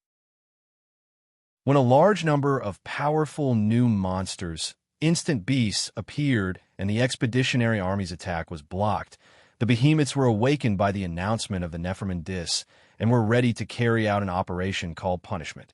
The 13 Leviathan airships fell to the ground and turned back into thunder behemoths. Compared to the storm behemoths, deep-sea behemoths, and some other behemoth subspecies, and even Terra and Tarrasque, the thunder behemoths were easier to control, so the Leviathan behemoths transformed by the scale of perpetual order used them as the prototype. These huge beasts had 4 legs, and their forelimbs were longer than their hind limbs and were much thicker. Their bodies were covered in heavy rock-like armor, and there were clusters of sharp horns on their heads. On their triangular heads, there was a pair of small eyes that did not match their body size, and they were always shining with a dark green light. The armor of the behemoths could reflect most magic attacks, and their bodies had a super strong regenerative ability. Unless one continuously used wishing spells to attack their weak points, these thunder behemoths were almost impossible to kill by conventional means. In the battle sequence of the scale of perpetual order, only a few strong people like Nephraiman Dis and Neru could temporarily subdue this group of war behemoths, and only keys could make them feel fear from head to toe. Therefore, before throwing them into the battlefield, Neru had prepared in advance. Do not attack indiscriminately. Pay attention to distinguish between friend and foe. Those new monsters are your priority targets. With the help of the radio equipment on the mech, the brawny ogre sent his order in the form of electromagnetic waves and transmitted it to the minds of every thunder behemoth. Chapter 850. The thunder behemoths walked on the ground like the embodiment of a walking appetite. Driven by the hunger to devour everything, they ate all the animals, plants, and even buildings they encountered. In order to fill their 5 bottomless stomachs, they would gorge themselves in the jungles and forests, look for minerals in collapsed mines and mountains, and look for hidden delicacies in raised fortresses. They basically ate everything, and their appetites were amazing. And this was the reason why Neru had to restrain them personally. Otherwise, when these thunder behemoths went berserk, not to mention the enemies in Steam City, even the Expeditionary Army in King's Landing City would become their prey. That would be completely unnecessary damage. As the commander of the Expeditionary Army, Neru could not sit back and watch that happen. Roar! After receiving the radio wave message, these giant beasts subconsciously roared to express their dissatisfaction. With their roars, the ground began to tremble involuntarily. The instant beasts that gathered close all suffered the effect of a spell similar to Greater Roar. The more resilient monsters shook their dizzy heads and continued to move forward. Those that did not pass the immunity test were all stunned in place because they were in a state of shock. Fortunately, I'm prepared. Neru raised his arm helplessly. A capsule-shaped glass container appeared in the claw of the storm mech. He threw it to the ground. With a crack, the glass capsule suddenly shattered, and a light blue smoke rose from the ground. This was a magic weapon that Keys gave him before he left to restrain the thunder behemoths. It contained a reagent made from the scales of the young blue dragon. Once released, the thunder behemoths could quickly smell Keys' scent. The effect was very obvious. When the giant beasts that were about to riot felt the scent of the existence of the upper level of the food chain that they had experienced not long ago and was relatively fresh compared to their long lives, the thunder behemoths instantly stood up.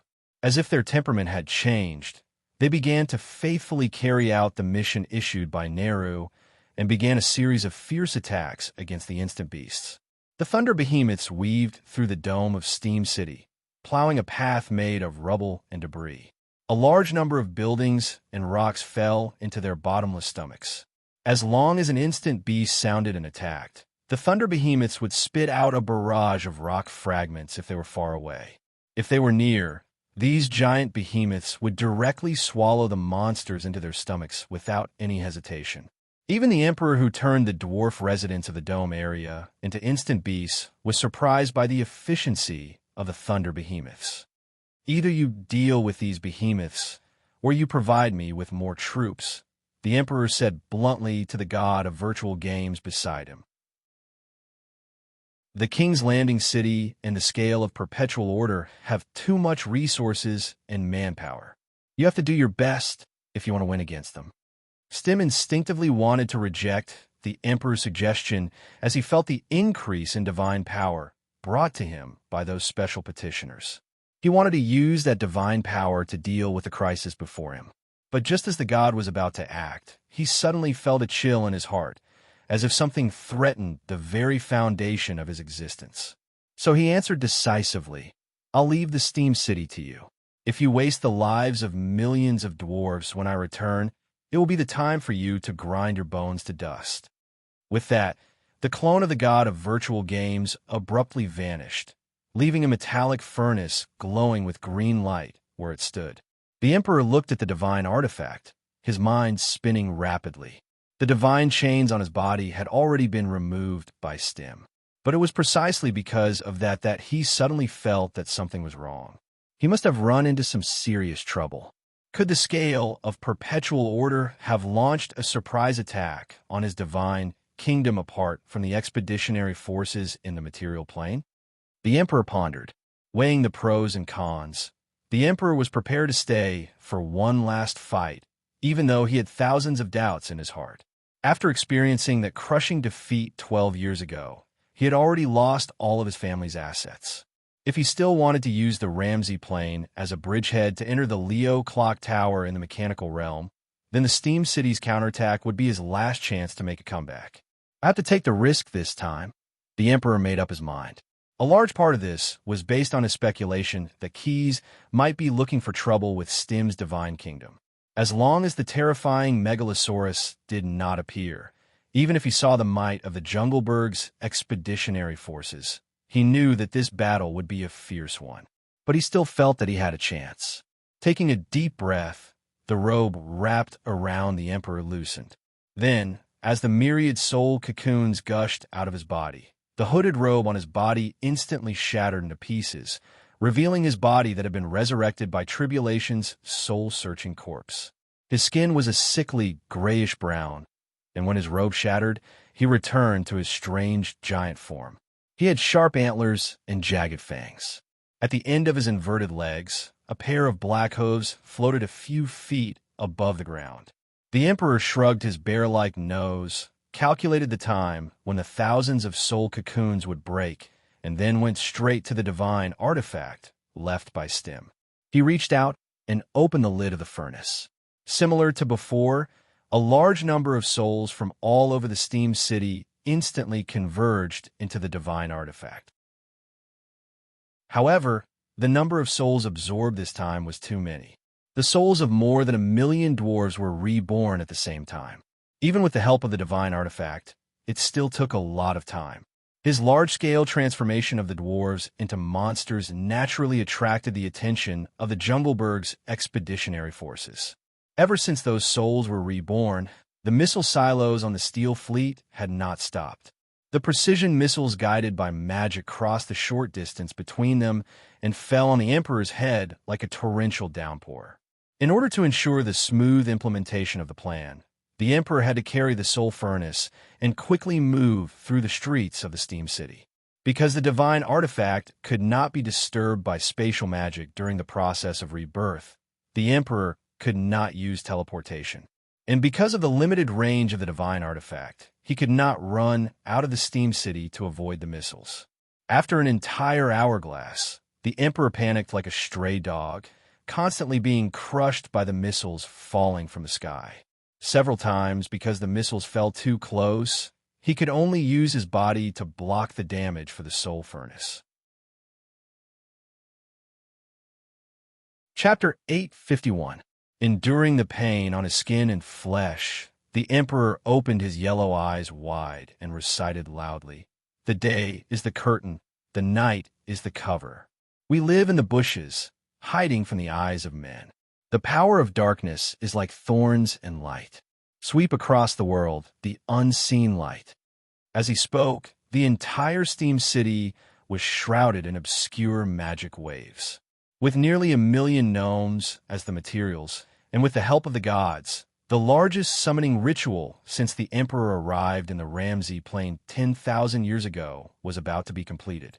Even though it was impossible for all of the 1,000,000 gnomes to be fully transformed due to the survival rate, the number of monsters that could break out of their cocoons was already a terrifying number.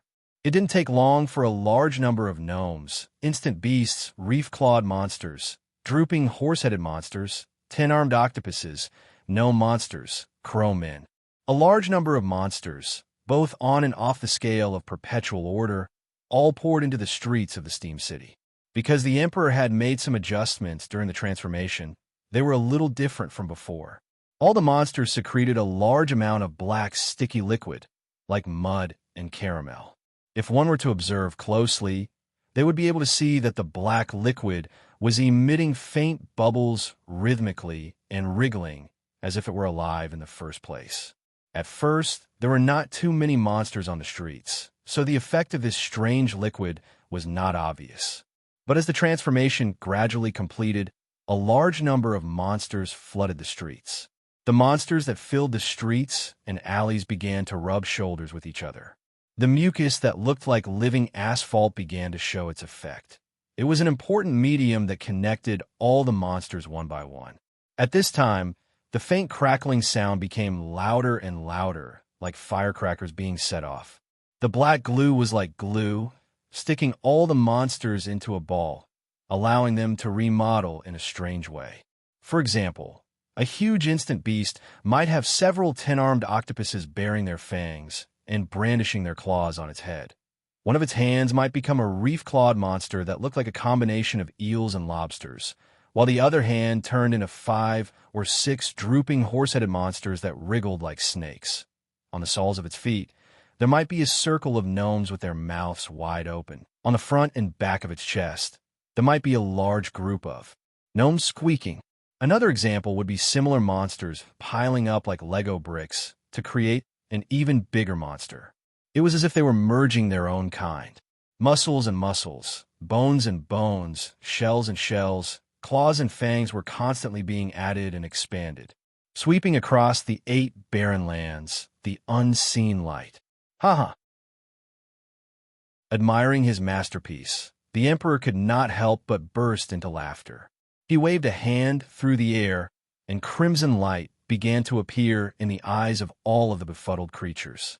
Not only had they merged into one in form, but their minds and abilities had also merged into one.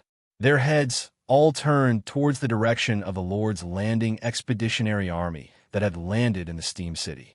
Don't leave a single enemy behind.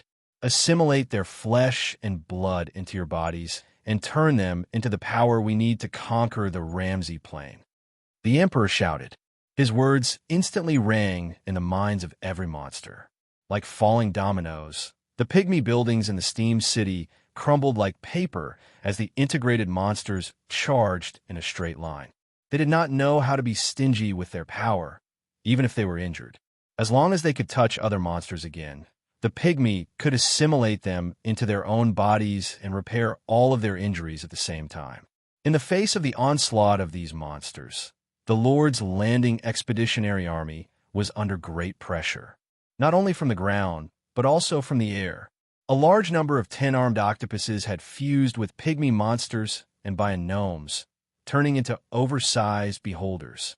They floated in the air and poured all kinds of spells on the Eddard kobolds and Leviathan airships that were acting as air carriers. Thunder behemoths get into a tight formation and resist their charge head-on. Neru the ogre, who had personally come to the battlefield to command, immediately ordered, "Steel Fleet, dock." Use your cannons to wipe out the Steam City. All polar bear men and camel warriors who have not yet landed, get into position. You are about to fight a fierce battle. With the help of a magic communication device, Neru's words were first transmitted back to the bridge of the Eastern Mighty, and then to the commanders of the various troops. The expeditionary army became like a sophisticated machine. When a command was given, all the soldiers at their posts immediately carried out their tasks. They had already rehearsed the intensity of the battle long before they set off. As for the pygmy monsters that were wreaking havoc in the sky will always be the home of the megalosaurus. Neferman Dis let out a roar that shook the sky, and then changed from the Leviathan airship to the form of an ancient brown dragon. The airship's airbag spewed out a large amount of gas and became dry. The two rows of thorns on its back stretched out, and the membrane between them was like a glider. Brown dragons did not have the traditional wings of the megalosaurus, but this did not mean that they could not fly.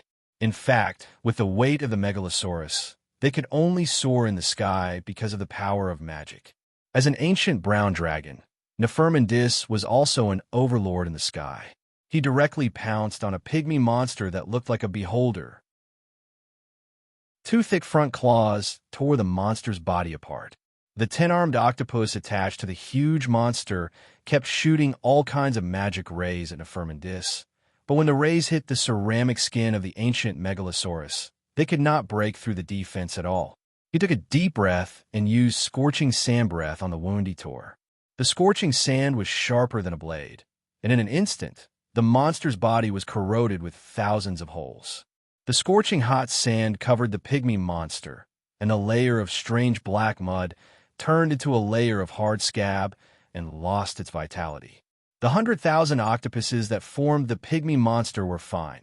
At least they could still fly, but the remaining pygmies and pygmy monsters that were not torn apart by the scorching sand breath and thought that they had escaped the disaster were all in trouble.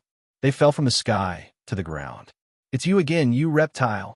Seeing Neferman Dis, the emperor instantly recognized this megalosaurus that was the vanguard to attack his promontory stronghold 12 years ago.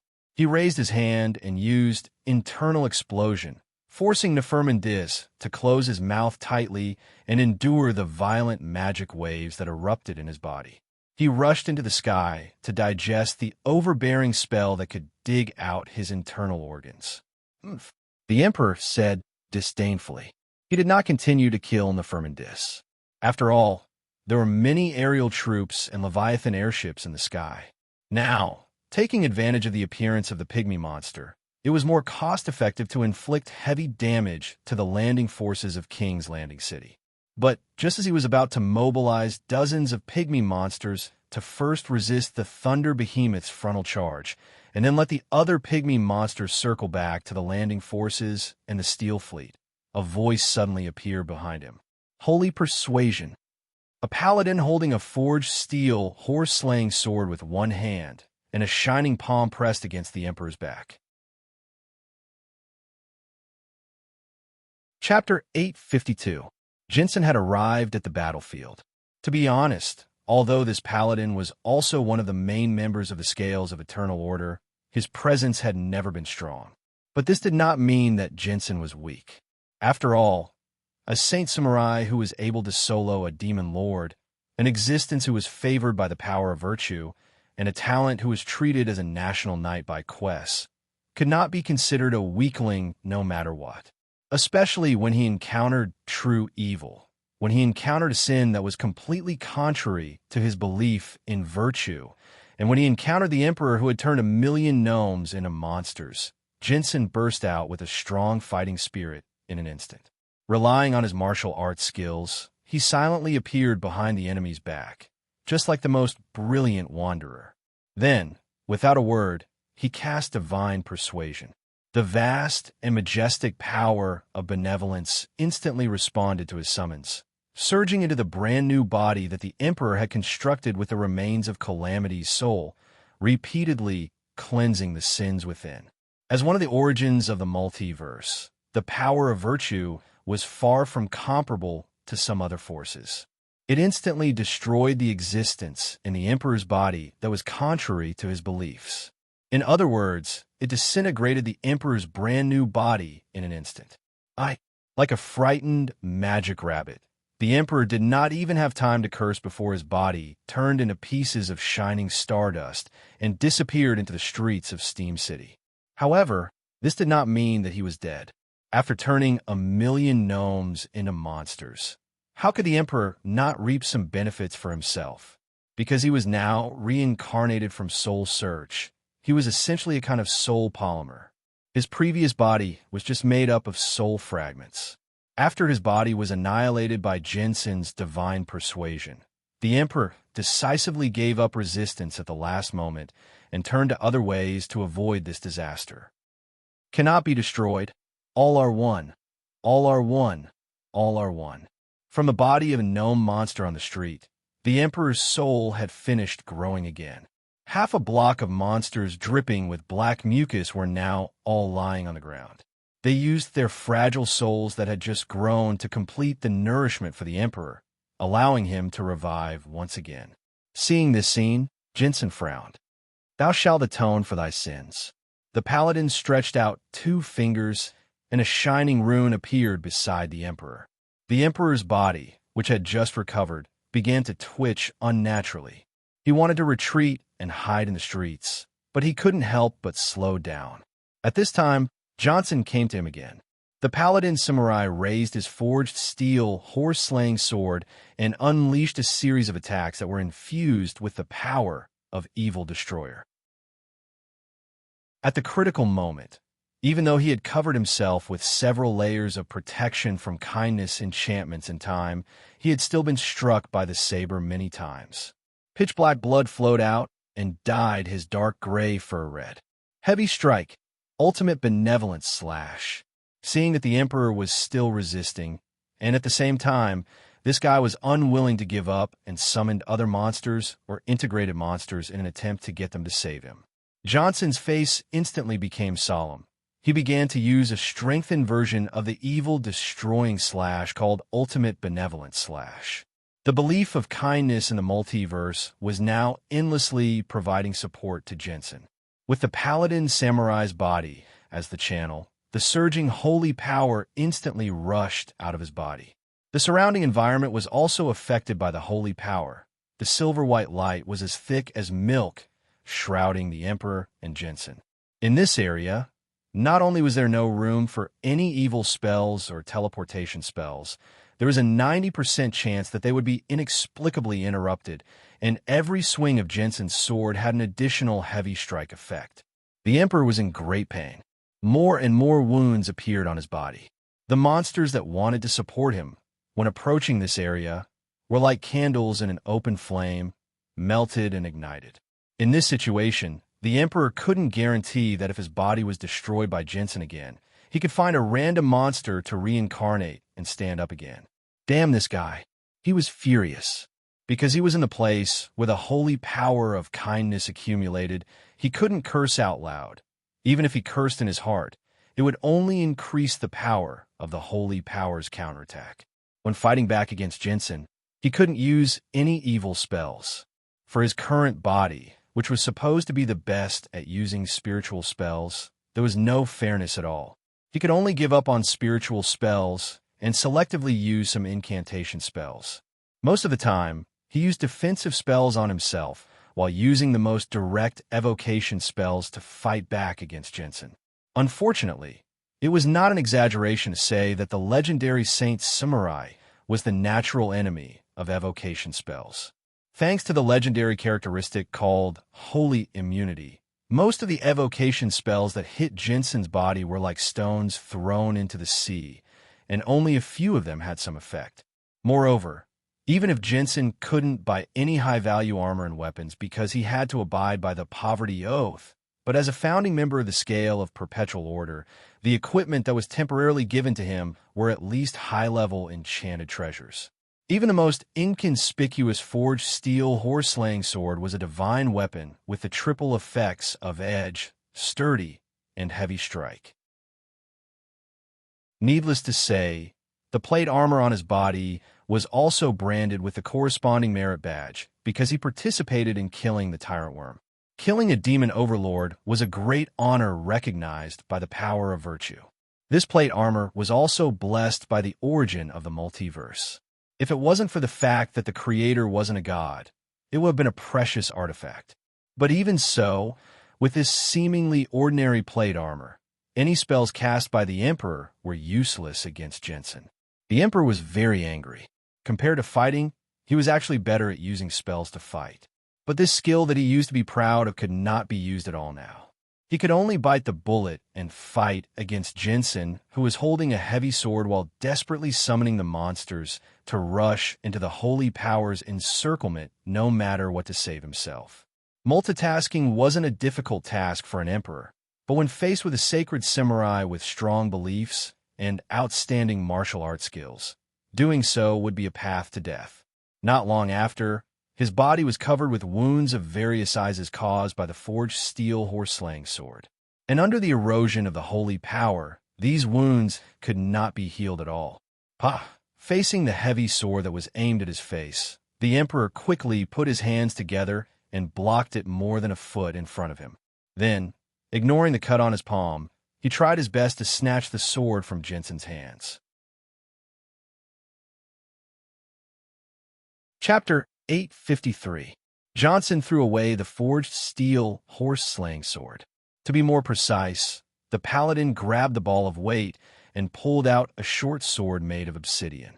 Then, he threw away the long sword held by the emperor. Using the new weapon, he attacked again. Sacrificial blow. Johnson did not adhere to the usual martial arts of the paladin.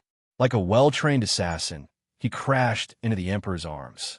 He held the obsidian short sword in a reverse grip and stabbed it into the emperor's chest. Divine persuasion. Just as the emperor was about to tear off Johnson's armor and tear him to pieces, the paladin once again summoned the power of kindness and launched a baptism on him. The emperor felt that his whole body was about to be smashed into pieces again as the holy power surged into his body. However, it seemed that because of the obsidian short sword, he was not directly annihilated into ashes. "What did you do?" the emperor exclaimed.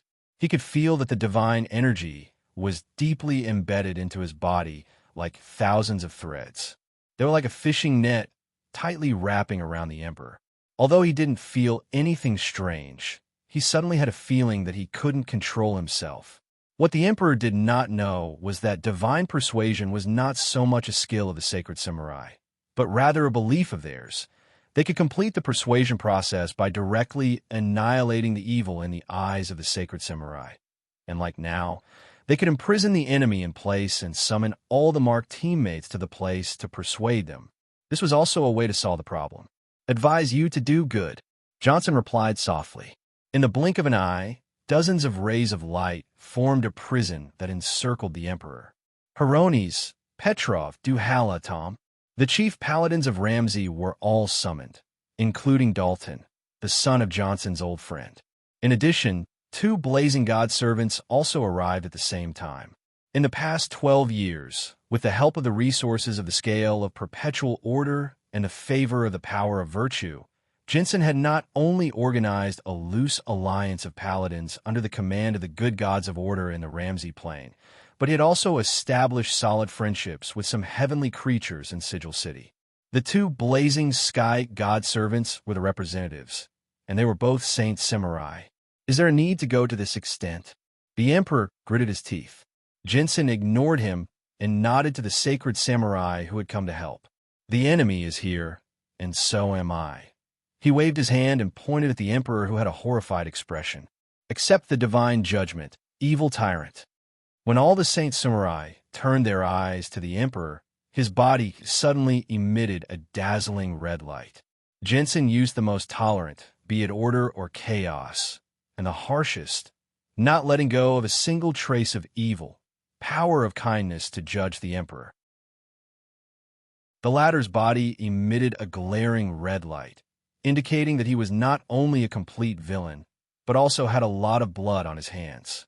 "Unforgivable," a blazing sky god servant who had been summoned said angrily. As he said this, A large amount of dark yellow sand and stones were instantly molded into a bowl-shaped square.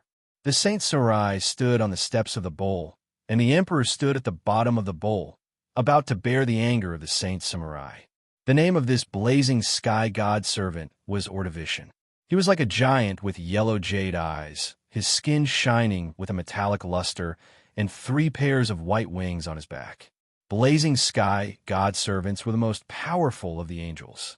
They usually served as the right-hand men of the gods, or simply guarded a world or plane alone.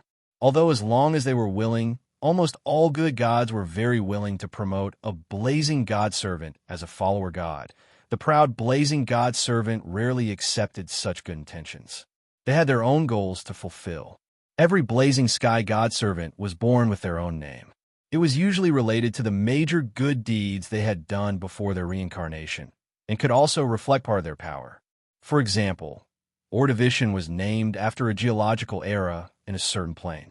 Before he was reincarnated as a blazing sky god servant, he had single-handedly alleviated the large-scale extinction of races at the end of that geological era due to climate and geological changes. It was because of this good deed that he became a glorious, blazing sky god servant after his reincarnation. As long as he stood on the ground, he could easily manipulate the power of the earth elemental. Seconded, the other blazing sky divine attendant also expressed his opinion. Although he was also a giant with 3 wings on his back, his skin was the color of sapphire, and the armor on his body was branded with star patterns. His name was Polaris. Like Ordovician, he had a series of magical abilities bestowed upon him by the heavens. His spellcasting abilities were comparable to the most powerful priests.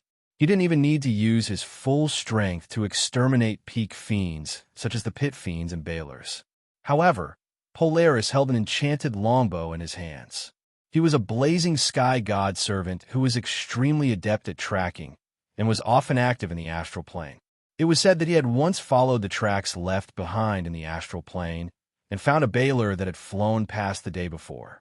Furthermore, he had only used a killing arrow that he had created with a spell to kill that demon. The 2 heavenly creatures, who could be said to be highly respected, had set the tone for this divine persuasion ceremony. The other human paladins all clenched their great swords or spiked hammers, leaping down from the stairs and taking the lead to charge towards the emperor trapped in the bowl-shaped plaza. Because Jensen had mobilized much of the power of kindness, these paladins were able to use their holy force much more freely here. Moreover, because they were facing an unforgivable enemy, they did not adhere to the virtues of a paladin in a fair duel. After all, Jensen and the 2 blazing sky god servants had already verified that this was a duel between good and evil. Everyone had to use their full strength. Only then would it be truly fair. His body is a powerful soul spellcaster, and he can be reborn in the body of a monster he created. Polaris's eyes shone like stars. Even though Jensen had not had time to tell him, this blazing sky god servant, who was extremely adept at tracking, instantly saw through the Emperor's various abilities. Eliminate evil. Ordovician waved his hand, and a giant sword suddenly appeared in his palm. We have to be patient. Even if he revives 1,000 times, 10,000 times, as long as he doesn't die, we won't leave. After saying this, Ordovician also entered the plaza. He did not even use a teleportation spell, and only relied on his extraordinary agility. This powerful warrior cut into the battle like a flash. When the battle began, it was as if they had practiced it many times. This blazing sky god servant casually poured weaken and advanced dispel magic on the Emperor, and at the same time, buffed the paladins on his side with various spells. And every time another paladin was injured, a healing spell would instantly fall on that person. I have to show my hand too. Seeing his old friend fight hard, Polaris immediately drew the enchanted longbow in his hand. As he quickly ran out of the battle circle, killing arrows repeatedly shot towards the Emperor from various tricky angles. Even though the Emperor constantly replenished himself with various spells to defend against the arrows, under the pressure of the rapid shooting like a machine gun, he still paled in comparison. It's my turn too. Jensen now had no weapon in his hand, but he did not care about this problem. Two fists lightly bumped together, and the holy power instantly enshrouded the knuckles of his fist. Chapter 854. When an evil mage-type boss met a powerful paladin, he would most likely be beaten to a pulp. The interaction between the Emperor and Jensen had proven this point. And now, when the Emperor encountered a group of tyrannical paladins, especially when there were two blazing celestial servants who were so powerful that it made one's hair stand on end, this evil magic-type boss could only lament, "Take the bamboo shoots." More than a dozen Saint Samurai with top-notch combat ability were attacking the leader of the monsters without any morals. Such a tragic scene was not common in the multiverse. The Emperor's body, which resembled the Wendigo, was soon covered in wounds. There were cuts caused by swords, slashes, and blunt force injuries caused by hammers. Similar to the Emperor, who was full of resentment, the god of virtual games, Stim, who had left early due to an emergency, was not having a good time either. He was caught in a dynamic and multifaceted game. Although he had held back his grief and basically given up on the gnomes in the Steam City, he was now faced with a new dilemma. Should he protect his game godhood, or should he protect the virtual kingdom? And all this started with the bandits who had wreaked havoc on Gnome Island for days. A mere contract demon was able to make a god's avatar run in circles.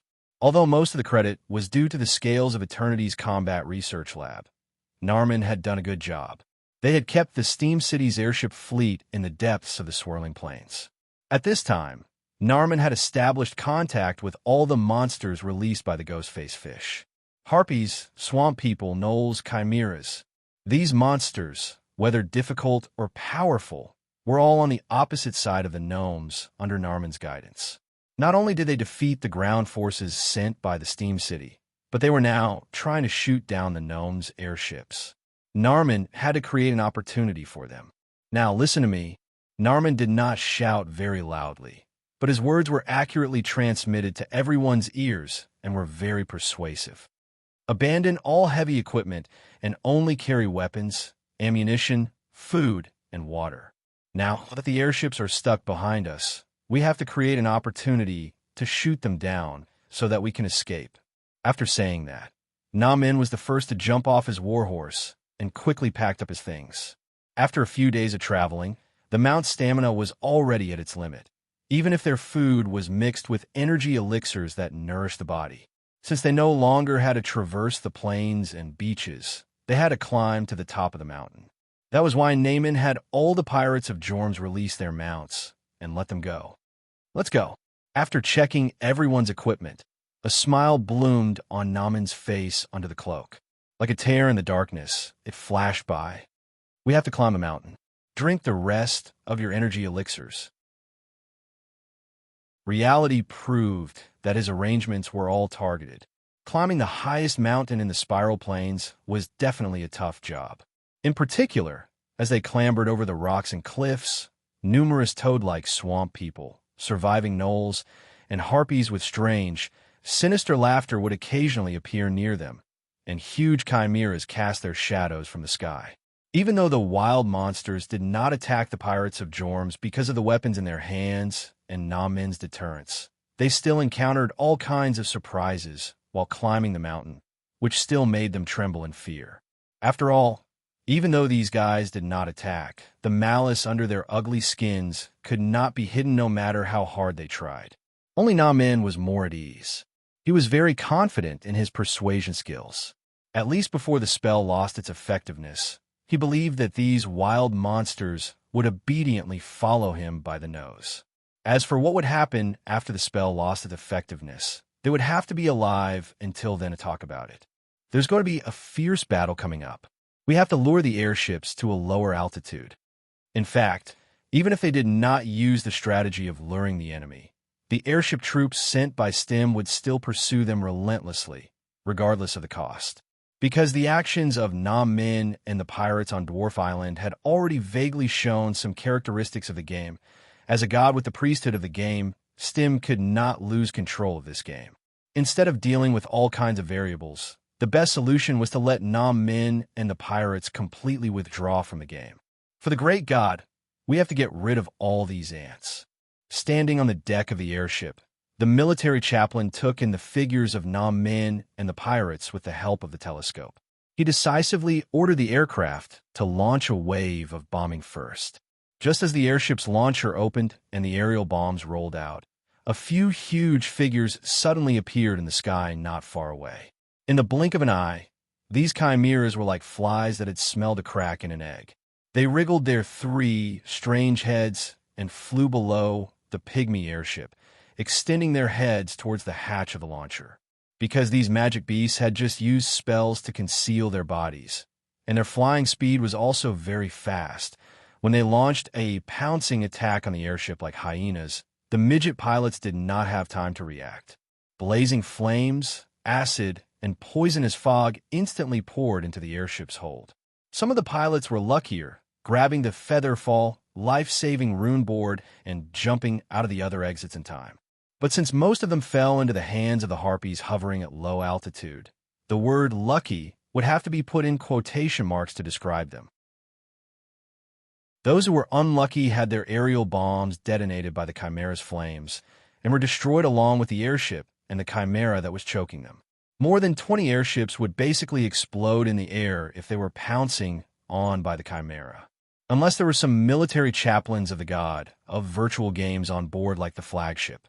Those chaplains worked together to summon powerful divine spells in time, either killing the chimera or countering its breath to save the airship. In just a few minutes, the Steam City's aviation unit had lost 5 airships, losing almost a quarter of the entire unit. Emergency landing. Looking at the group of harpies swarming after the chimera's ambush, the remaining midget pilots of the airships made the same decision in unison. Not only could the airships launch bombs, but they also carried a large number of mechanical chocobo riders and steam tanks. They believed that they could quickly end the battle as long as they dragged the battlefield to the ground. Little did they know that these people's actions had saved Nam Min a lot of schemes that he hadn't had time to execute yet. Giving me a pillow when I'm sleepy. Nam Min was secretly delighted. Chapter 855. Since ancient times, a boss would appear at the end of the game. In the final moments of the game, there was no reason not to send out their strongest forces to suppress the situation. When Naaman brought all the pirates of Joms up the mountain with great difficulty, he saw the pygmy airship that had been forced to land by the suicidal attacks of the chimeras and harpies. He decisively took out a curved horn. This horn had a circular hoop on it. It was dark in color, but it had a metallic luster to it. It was made from the horn of a pit fiend. Restricted by magic, the pit fiend would also listen to the horn's commands. Woo woo woo woo woo woo. The deep sound of the horn rang out, and a sudden noise came from behind the mountain range. A small crimson airship quickly climbed up from the bushes at the foot of the mountain, following the sound all the way to the peak of the mountain range. The devilfish, a sharp-eyed pirate of Joms, recognized the airship. They had ridden on it to cross the sea. However, they would never have guessed that the devilfish had another face. A terrifying face emerged from the front of the airbag. After reaching a high altitude, the entire airship began to curl up.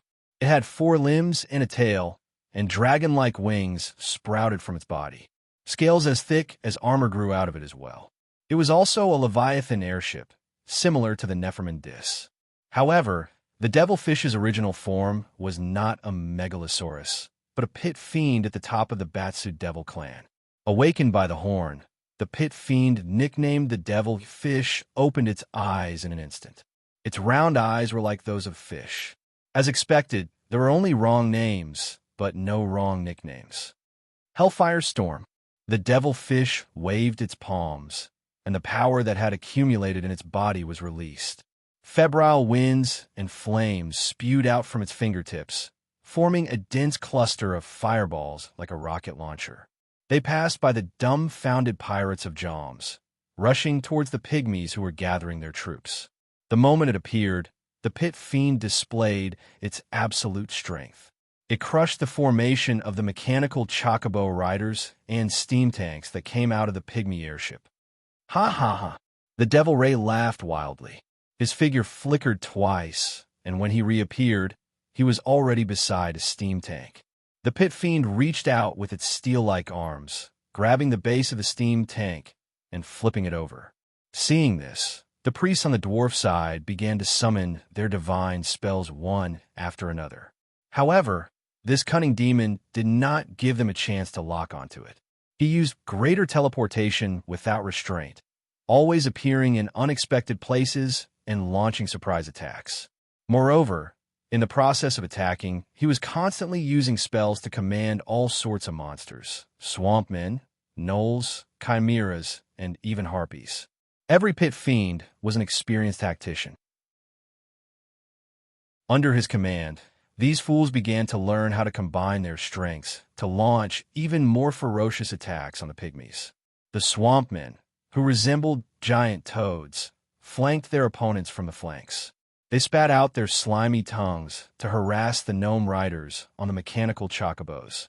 The chimeras landed on the ground, and with their thick hides and proficient breath attacks, they blocked the advance of the gnome steam tanks from the front. The harpies reached the side of the gnome airships and tore at the airbags with their sharp claws. The gnolls, on the other hand, quietly circled around and slipped into the open belly of the airships. "Delay this army. Don't finish them off so quickly," Naaman ordered the devilfish. Of course, he still had to rely on the infernal horn in his hands.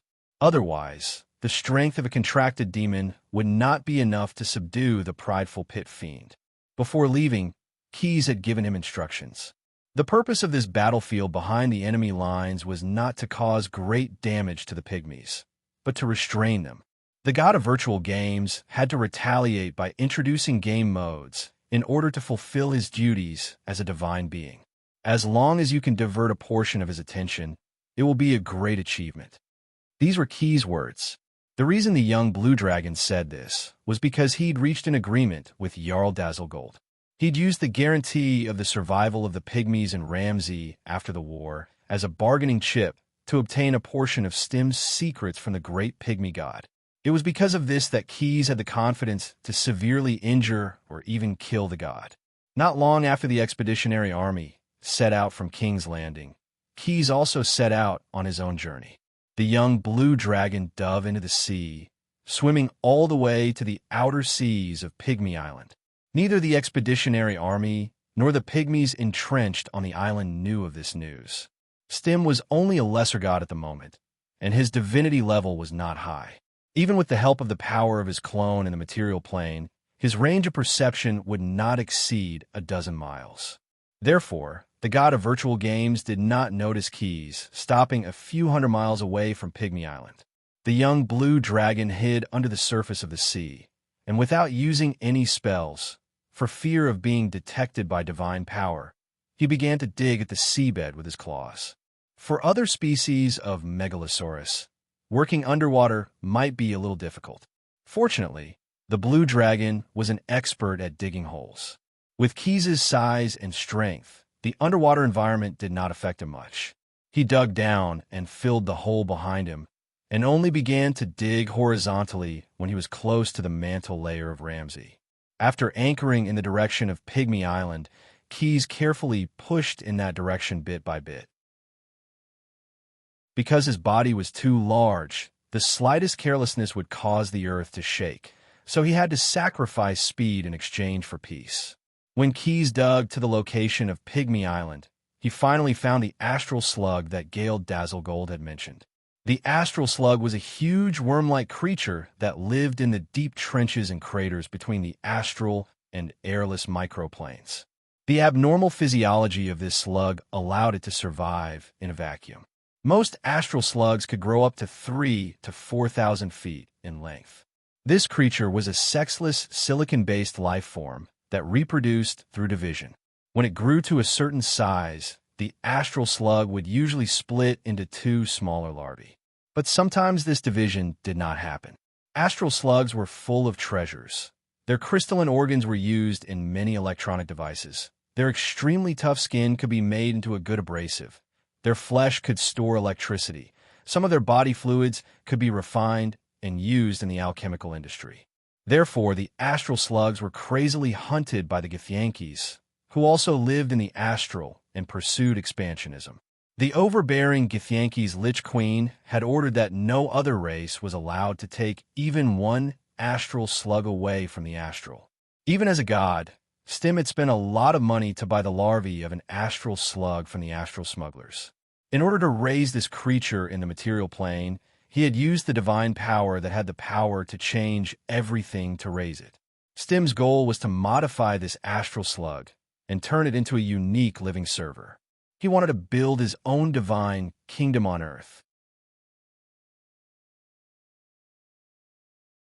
Chapter 856. One had to admit that Stim's idea was very grand. So far, due to the rules set by the God of Gods, no god had been able to build a holy kingdom for the management of petitioners in the material plane. In addition, that existence had once caused a catastrophe called the Turbulent Age in the world of Toril, which was the focus of the world's attention, and had banished a group of gods to the material plane, where they had experienced a real sense of helplessness. Since then, no god would easily descend to the material plane with their true body. The reason was simple. They had discovered that the material plane was not a paradise, and they could be killed by ordinary things and have their divinity taken away. The reason why the God of Gods had done so was to maintain the safety of the multiverse. He believed that the gods were merely agents of the priesthood, or rather, they were merely symbols in philosophy. But the problem was that this symbol had self-consciousness, and the divine power that they had mastered had the power to change reality. Many disasters had occurred in the multiverse, and most of them were actually caused by unscrupulous gods. In order to prevent trouble before it happened, the God of Gods used thunderous means to inoculate all the gods. He made all the gods understand that matter was the basis of existence, and ensuring the safety of the material plane was his bottom line. If a god dared to descend to the material plane for their own selfish reasons and squander their divine power to change reality, the God of Gods would not show any mercy to them. After all, they were just tools used to symbolize the priesthood, and they were not irreplaceable. Although the above were only secrets passed down among the most powerful and oldest gods, the younger or weaker gods did not know much about it. All the gods had indeed developed a common sense. Unless it was a last resort, they should never let their true body descend to the material plane. Because in that case, even if the God of Gods did not kill them, thousands of ambitious people would immediately rush over from all over the multiverse, like flies smelling a crack in an eggshell, and try to snatch the immortal glory from them. When that time came, although the gods were powerful, without the protection of the divine kingdom and the power of faith provided by the petitioners, they could still be crushed to death by the numerous adventurers like an elephant. It was not that no god had ever thought of establishing a holy kingdom in the material plane.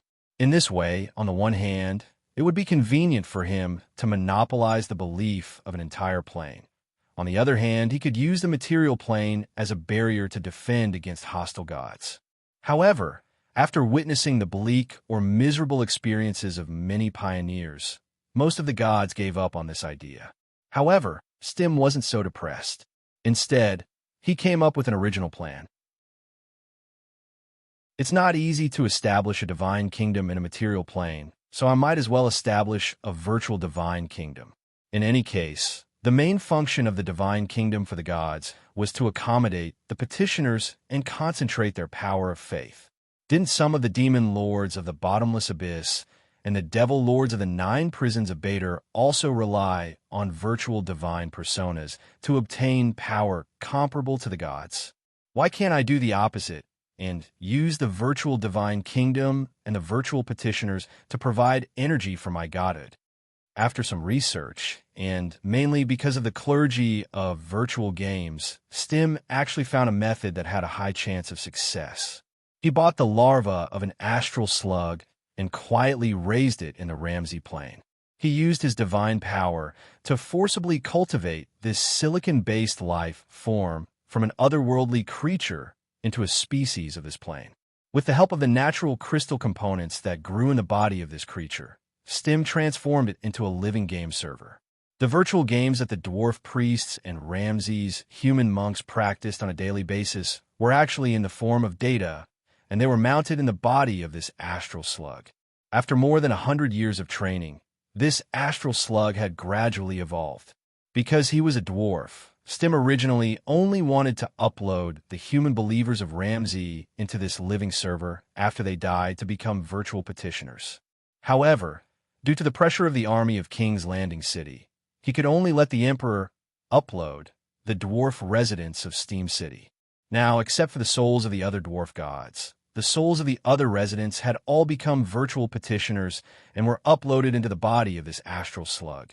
It was no exaggeration to say that Stim's ambition of building a divine kingdom on land was only one step away from being realized. If he was allowed to complete this feat, then he could hardly be threatened anymore. Even a god as powerful as the dwarf god, Jar Dazzling Gold, would not be able to destroy this god of virtual games unless he dared to disobey the rules of the gods above and destroy the Ramsey plane. And the last step was for him to erase the astral slug's self, change his own race, and merge into this astral slug. By then, Stim's true body would be the divine kingdom, and the divine kingdom would be his true body. The cycle would repeat itself endlessly. However, it was as if there was an invisible hand in the unseen world that was always fiddling with the trajectory of Stim's fate. Just as this god was about to stabilize, Keys actually dug a tunnel and directly crashed into the breeding room of this astral slug. The moment he saw the astral slug, the young blue dragon did not hesitate at all. He immediately opened his super giant mouth, which had been famous for his prowess since he was a child. With just one bite, Keys bit off a piece of flesh from the astral slug's body, along with crystals and wires. He chewed a couple of times and swallowed it down. The divine power restriction that Stim had placed on the astral slug's body kept retaliating, sending out violent explosions or sinister curses. However, the young blue dragon relied on his thick skin and thick flesh to ignore them. If not for the fact that the astral slug's body was so huge that it was comparable to Keys' current body, the young blue dragon would have swallowed it whole in 2 or 3 bites. Of course, in the face of the gluttonous megalosaurus, this astral slug was not willing to be its prey. Not only did it immediately send out a distress signal to its master god, but it also began to try to use the virtual petitioners and the power of faith that they contributed to save itself. While it constantly used its divine power to repair its torso that Keys was gnawing on it, it turned its head around to bite the young blue dragon instead. However, after being beaten by various types of powers such as psionic powers, spells, force field energy, and blazing sun power, it decisively gave up on the suicidal choice of competing with Keys to see who could eat faster. How could it compare to the megalosaurus that had the soul of the foodie empire? Therefore, it could only turn to its advantage and use its great divine power to restrain Keys' gnawing. On the astral slug's crystal-like body, pulse-like lights flickered. In order to cause more damage to Keys, it even drove some of the virtual petitioners to self-destruct at the megalosaurus. It must be admitted that under the threat of death, the astral slug still burst forth with power that was not to be underestimated. The virtual petitioners kept self-destructing and really broke a few of the young blue dragon's teeth. However, as if they were destined opponents, after being wounded, Keys' active self-adaptation ability suddenly kicked in. His body's resistance to the explosion of divine power became higher and higher. Not long after, even if the virtual petitioners self-destructed, the divine power that burst forth would be absorbed by the young blue dragon and used to repair the damage in his body. Under his skin that outsiders could not see at all, Keys' evolution gate opened again. Although he had yet to produce new organs, many mysterious runes naturally extended from his bones and muscles, which were harder than refined gold, to sort out the divine power that rushed into his body and turn it into the driving force for evolution. His furnace-like stomach became more and more adapted to digest silicon-based life forms. When the astral slug's flesh and blood fell into his stomach, it turned into energy that nourished his body in a flash. What Quest didn't expect was that after absorbing a large amount of divine power, his quantum breathing organ, which hadn't changed for a long time, seemed to have suddenly become active. It was different from the hazy feeling in the past. It should be noted that although Keyes had used this extremely wonderful breath before, he could not fully master it himself. In the battle against the tyrant worm, the Lord of the Abyss, although he had used quantum breath to successfully erase the rationality of the other party's existence from a conceptual level, he still did not know how to effectively supplement it after that. He had tried to swallow the nether river like a whale, and with the help of the power of the maze in the river, he could indeed charge a limited amount of quantum energy. But that was only adding to external objects. Every time he used his breath in the headquarters, he would have to go to the nether river and drink, wouldn't he? But now, whether it was the divine power or the astral slug's flesh and blood that was naturally compatible with the virtual game priesthood, the quantum energy in his body began to become active, and he seemed to have a much deeper understanding of this wonderful power. Maybe Keyes' mind moved, and quantum energy instantly spread to his limbs and bones. Although the young blue dragon still had a clear appearance, its essence suddenly became a quantum state that was between existence and non-existence. At this moment, a killing spell composed of pure divine power suddenly bombarded Keyes. After receiving the astral slug's distress signal, Stim quickly rushed over to rescue his precious treasure. Because his clone had suffered in front of the young blue dragon, he was not careless at all.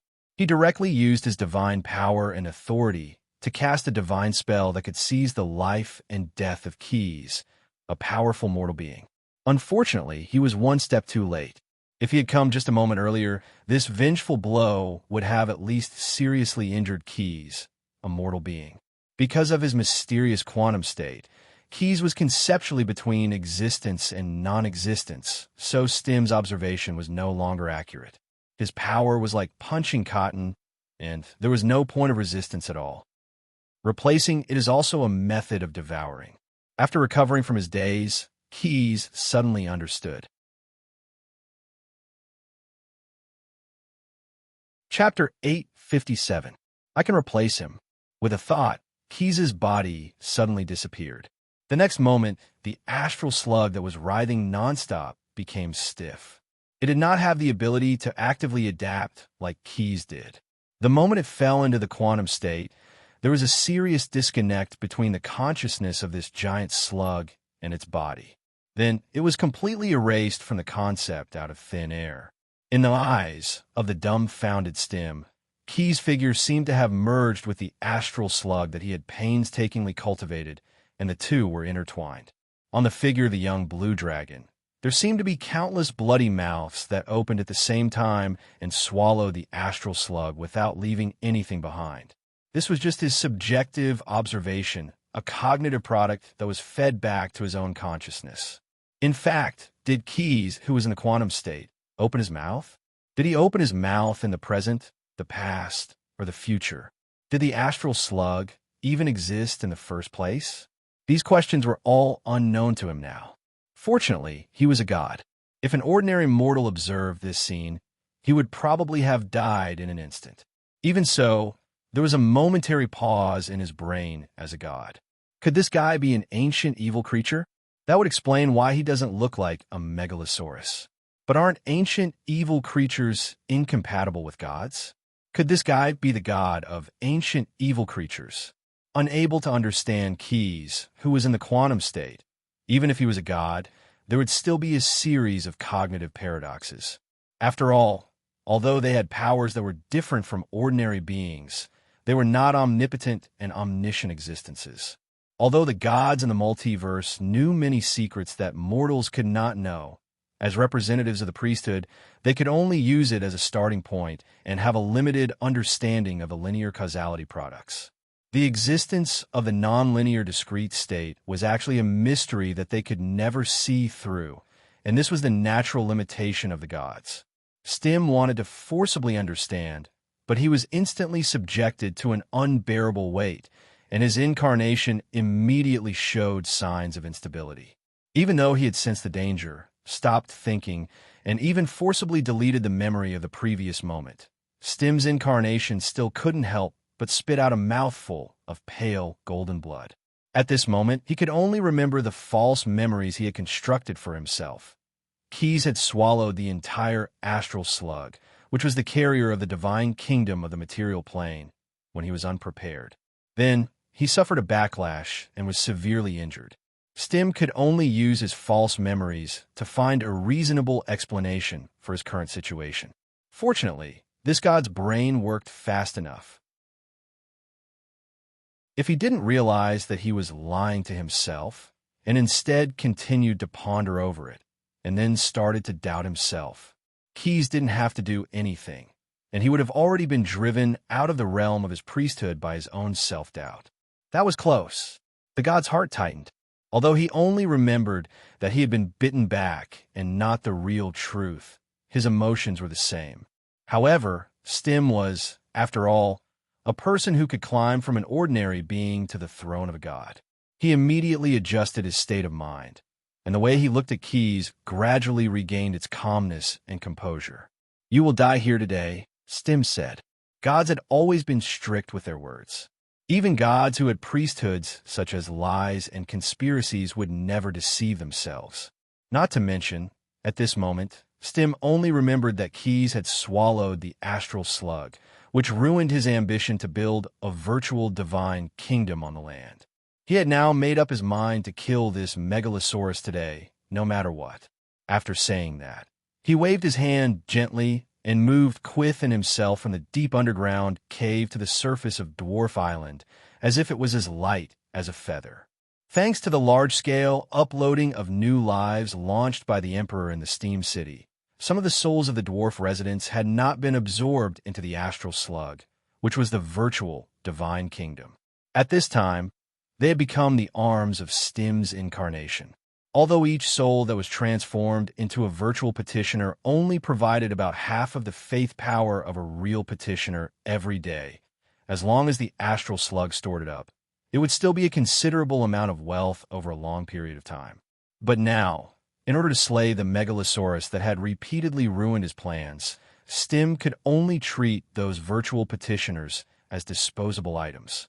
He blended them into the essence of divine energy, and directly used it to fill the emptiness of his own divine power. After all, there were originally almost 1 million residents in Dwarf Steam City.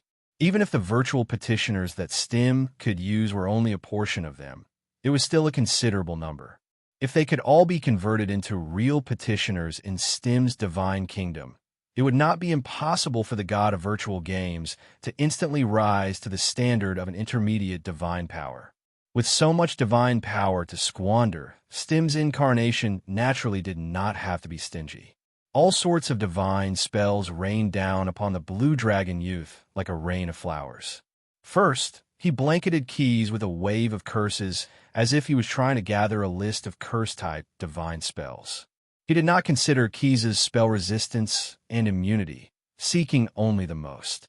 Then he began to mimic all sorts of evocation spells with divine spells, throwing sound waves, flames, ice, acid, and lightning at Keys.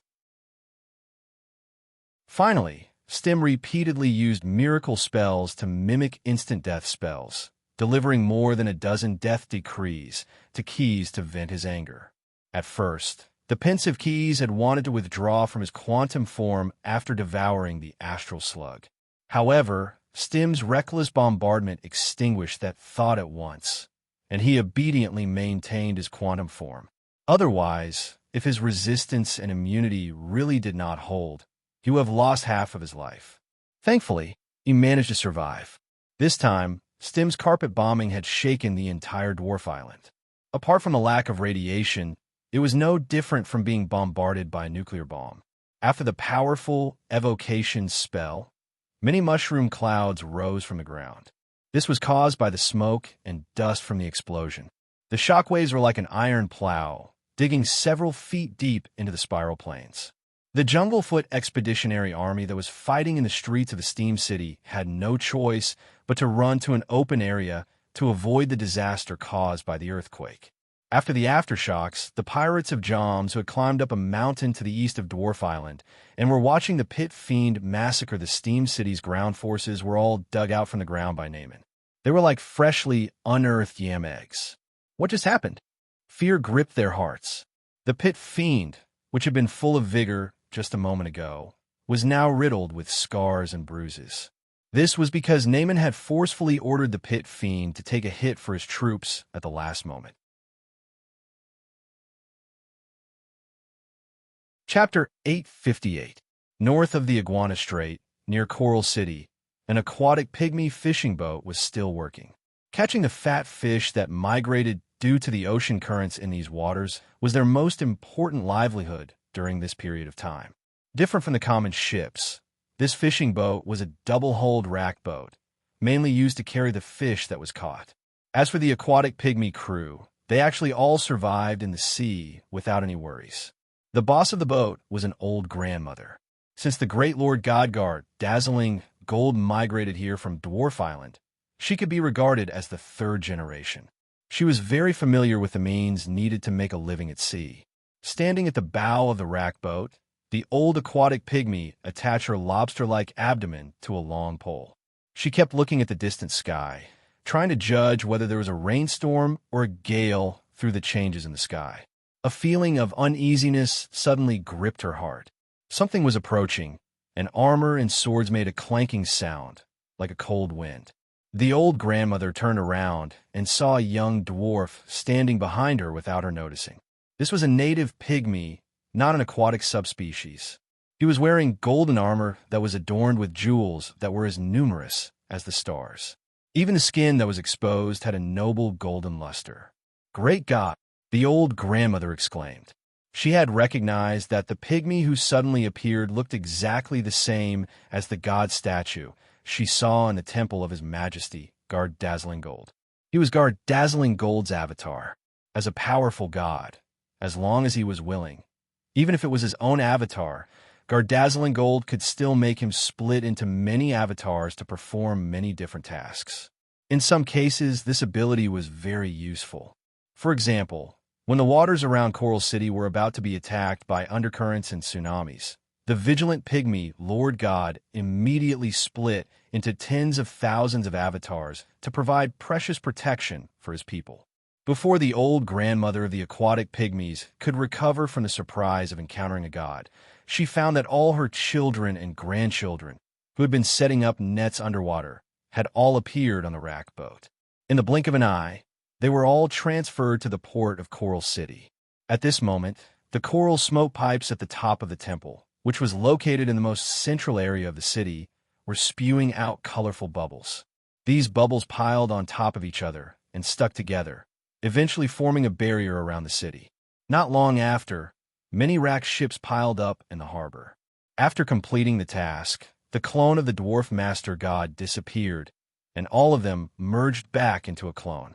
The surging dark waves crashed against the barrier, finally revealing its hidden loftiness. Due to the resistance, the undercurrents lurking under the surface of the sea continued to rise along the bubble barrier, forming huge waves as high as dozens of stories. However, the seemingly fragile bubble barrier was exceptionally sturdy. When the huge waves hit it, it was as if they had hit a rock, turning into white bubbles and falling into the sea. Outside King's Landing City, Snader, who had just returned to the Ramsey continent by teleportation, heaved a sigh of relief. He managed to make it back in time and prevented the situation from getting out of hand. Some elemental shamans from the Expeditionary Army were teleported back together with the steampunk half-lich. These people were originally just a reserve team, ready to fill the manpower gap in the Steam City. But now, they all had more urgent tasks. The great tsunami is coming. Snader tore off the robe wrapped around his body, revealing his metal body, which was made of refined gold and mithril. On his square-shaped head, the exposed gears clicked together, and the steam whistle behind his head let out a whine. Mobilize your elemental spirits. Do your best to appease the uneasiness and anger of this sea and divert their attention. Following the order, the elemental shamans of the camels and polar bear men immediately took action. Some immediately inserted the totem poles they carried with them into the soil on the shore and began to chant incantations to communicate with the elemental spirits. Others followed Snyder's example and tore off their robes, jumped straight into the slightly cold sea, and instantly turned into super-large elemental creatures. These elemental shamans who had turned into elemental creatures were led by an elderly female who had turned into a water djinn. She was a hybrid leader of walrus and polar bear men in the island world. At this time, she had turned into a powerful water djinn with smooth green skin and deep blue eyes. She wore a necklace made of the skull of a hard-headed trout and pearls. Generally speaking, most adult water djinns were 16 feet tall and weighed about 2,500 pounds.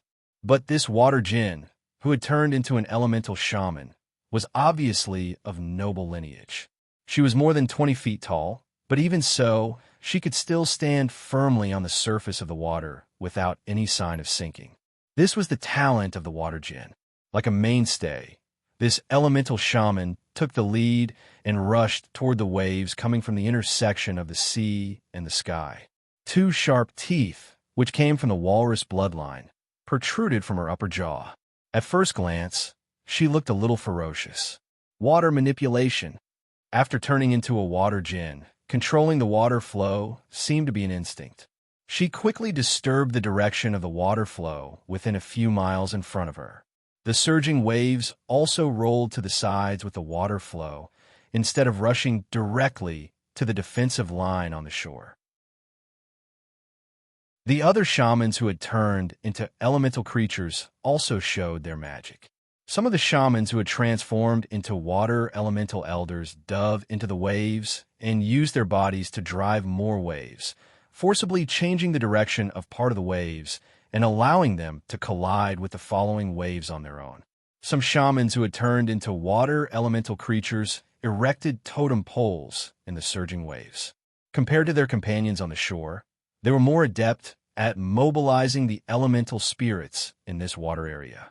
With the joint efforts of the elemental shamans, the momentum of the tsunami was temporarily restrained.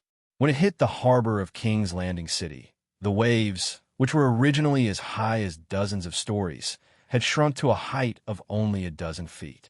The damage caused was undoubtedly much smaller. While commanding the spellcasters, the steampunk Demolic was also trying hard to recite a tedious spell. If he wanted to use a legendary level spell, he couldn't make any mistakes. He constantly grabbed a handful of magic material powder from the storage compartment on his metal body and threw it into the spell model that was gradually taking shape in front of him. Finally, when Snade finally finished all the preparation work, he immediately stretched out his mechanical palm and pushed it forward. The model that was emitting strong magic waves suddenly dissipated. The spell set by the legendary Demolic immediately merged with the world, silently changing the power of all kinds of rules in the environment within a radius of hundreds of miles. Hundreds of miles away from King's Landing City, dozens of tiny but shining ice cores suddenly appeared. They were the ice cores that Snyder had created using the extremely precious ice chips from Zuzker's core. The extreme cold instantly froze a large area of seawater, forming towering glaciers floating on the surface of the sea. Unlike ordinary glaciers which were in the form of a mixture of ice and water, the glaciers constructed using the body of an abomination were completely frozen from the bottom of the sea to the tip. Before the spell effect ended, these glaciers would continue to freeze. The heat in the surrounding seawater was constantly transferred to these ice cores, and the transfer of heat caused the water flow to change. Most of the waves that were about to rush towards King's Landing City were forcibly separated and turned towards these glaciers, where they froze. When the spell lost its effect, these glaciers would not be able to hold on for long before being broken by the subsequent waves. Then, like large pieces of ice, they would be pushed forward by the waves, tearing apart the northern coastline of the Ramsey continent. In this way, a large part of the destructive energy contained in the tsunami was once again disintegrated. By the time it reached King's Landing City, the tsunami that was originally comparable to the destruction of heaven and earth had become much lighter and was no longer a threat to the majestic city. To be honest, this flow of glaciers was even more dangerous than a tsunami. However, under Sneyd's careful calculations, the final location of these glaciers cutting into the Ramsey continent was at least 2,000 miles away from King's Landing City. In the end, a Demolic was a Demolic. One could not expect him to have the character of Paladin. He was willing to harm others for his own benefit. As the epicenter of this disaster that affected most of the Ramsey Plain, the situation on Dwarf Island was actually very bad. However, just like the wind speed in the eye of storm, it was much lower than the outside world. Although the expeditionary army of King's Landing City that landed on the island suffered from the shock waves, they did not suffer from the terrifying natural disasters that had accumulated and escalated further. Even the huge steel fleet that stopped a few miles away from Dwarf Island did not suffer from the disaster. Of course, it was inevitable that a few ships would capsize, but a large flagship like the Eastern Shionway was still in good condition. This was due to the powerful magic barrier on the ship, the timely response of the crew, and the timely rescue of the Leviathan airships. As an airship that was half biological and half mechanical, the Leviathan airship was much more flexible and adaptable than ordinary steel ships in the face of natural disasters. For example, the Nepherman Dis, which was assisting Neru in controlling the behemoth, had teleported away from the battle zone of Steam City before the shockwaves arrived. He directly dived to the bottom of the sea and extended a tentacle-like rope to help the Eastern Shionway stabilize its center of gravity in the waves. However, this did not mean that the expeditionary army of King's Landing City did not suffer any damage. Some of the troops that landed on the island did not even have time to retreat to the open area and were directly buried under the collapsed rubble. The officers and Marines wearing the fanatic armor were still fine. They could withstand a certain amount of damage and save themselves. However, if ordinary soldiers were buried under the rubble, even if they did not die, they would be seriously injured.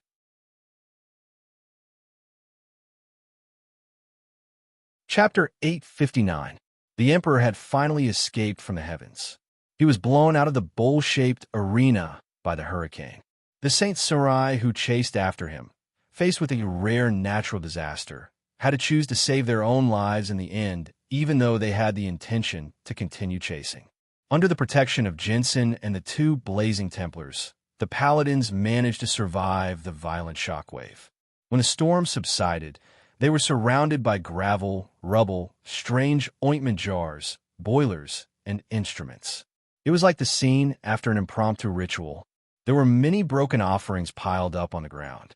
Although this was only a small part of Steam City, it was not impossible to see how tragic the catastrophe was. Buried under the ruins, 9 out of 10 of the Emperor's bones had been shattered by the violent shockwave.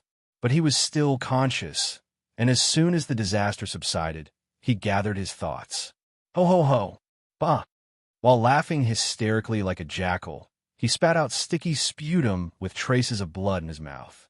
The Emperor gathered his strength and wanted to use the advanced teleportation spell to leave this dangerous place immediately.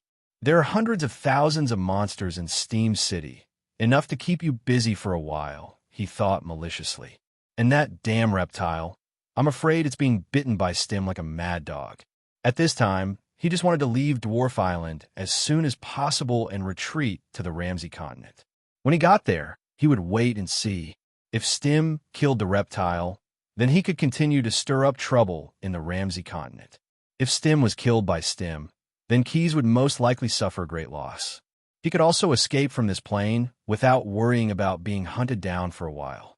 It was a pity that even though the Emperor had a good plan, the development of the situation did not go according to the script in his heart. When the effect of advanced teleportation gradually dissipated, this guy was preparing to cast a spell to repair the damage on his body. The damage caused by the group of sacred samurai, coupled with the subsequent blast wave, had almost killed him. But at this moment, there was a sonorous sound behind the Emperor's head. Someone had attacked him. Who dares? Because of his injuries, the Emperor was a little slow in dodging, and a war hammer hit him squarely on the shoulder. With just this one attack, his entire arm was ground to dust. The Emperor, who was both shocked and furious, looked up. A sturdy dwarf with a cold and stern appearance, wrapped in chain mail, had suddenly appeared behind him without him noticing.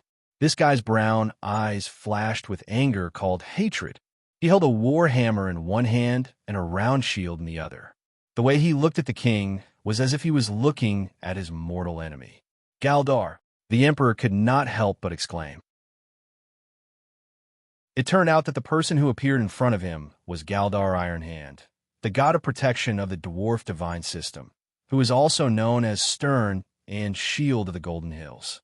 Or to be more precise, this was an avatar of a god with the same level of divine power as Stim, both of them being lesser gods, but with a higher combat prowess. Damn monster! After receiving the order from the Lord God, even though Galdar did not blame him for the death of millions of dwarfs on Dwarf Island in the Ramsey Plain, due to his own domain, Galdar still felt deeply guilty for not being able to fulfill his duty as a guardian. In his mind, the Emperor was already at the top of the must-kill list. Stern God's hatred for him had already surpassed that of some of the gods in the Earth Spirit system and Kobold God system. The most obvious manifestation of this was that as a god of the lawful good camp, Galdar could not help but swing his war hammer at the Emperor when he saw him, even though he did not like to attack his opponents secretly. However, because his war hammer was called Hammer of Song, every swing would be accompanied by a sonorous sound wave attack. So, strictly speaking, the strike just now was not a sneak attack. However, once Galdar attacked, he was merciless and smashed the Emperor's entire arm into meat paste. This was also in line with his name of Iron Hand. Seeing that he did not kill this villain with one strike, Galdar's avatar became furious. He pushed the shield of the Golden Hills forward with his left hand. With this round shield as the center, a visible ripple of force field instantly rippled out. The Emperor wanted to retreat, but his ankles suddenly broke with a kacha sound. It turned out that this was the mind stimulation wave that Galdar was famous for. The ripple of force field was just a disguise, just like other dwarfs who were good at using illusions. The real killer was actually the god who used his power to cause damage to the target.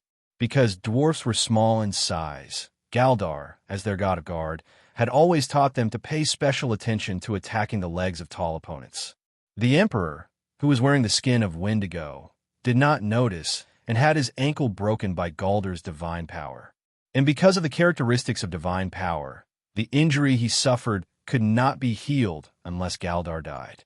Even if he was lucky enough to escape today and then used a secret technique to reincarnate and change his skin, the injury of his broken leg would still work on his new body. But how could Galdar let him go today? The great Lord God had already told him that today he sent his avatar to the Ramsey Plain to kill this scourge once and for all when the Emperor was severely injured. "Tom illusion," Jaldal exclaimed. In an instant, dozens of figures appeared around him. Each of them was himself at a node in the future or the past that he temporarily extracted from the long river of time with his divine power. The moment these Sterners were summoned, they immediately understood the reason why they were here. They were all enraged by the sins that the Emperor had committed against the dwarf race. They all picked up their hammers and round shields and chased after the crippled enemy. Take the bamboo shoots. The familiar recipe, the familiar smell. Dozens of avatars of gods rushed toward him together. The Emperor felt that this was worse than being surrounded and beaten by those sacred warriors not long ago. If he was in his heyday, he might still have a way to turn the situation around. Even if he could not beat them, he could still run away. But now he was an arrow at the end of its flight. It was even a little difficult for him to use advanced teleportation. So this ambitious person tried his best to resist for a moment. But in the end, he was knocked down to the ground by the time illusion of those gods. Dozens of divine weapons, hammers of song, fell on the Emperor's body like pounding rice. The Emperor collapsed.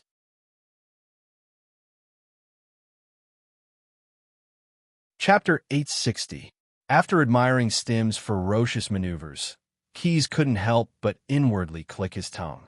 It was fortunate that he didn't deactivate his quantum form, or he would have been the unlucky one to take the brunt of the maniacal god's attacks head-on. Now, it was the land that was taking the blame for him.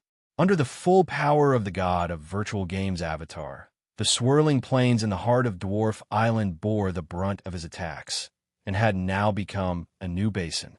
Large amounts of underground water gushed out, mixing with the flames and magma in other places, producing incessant hissing sounds.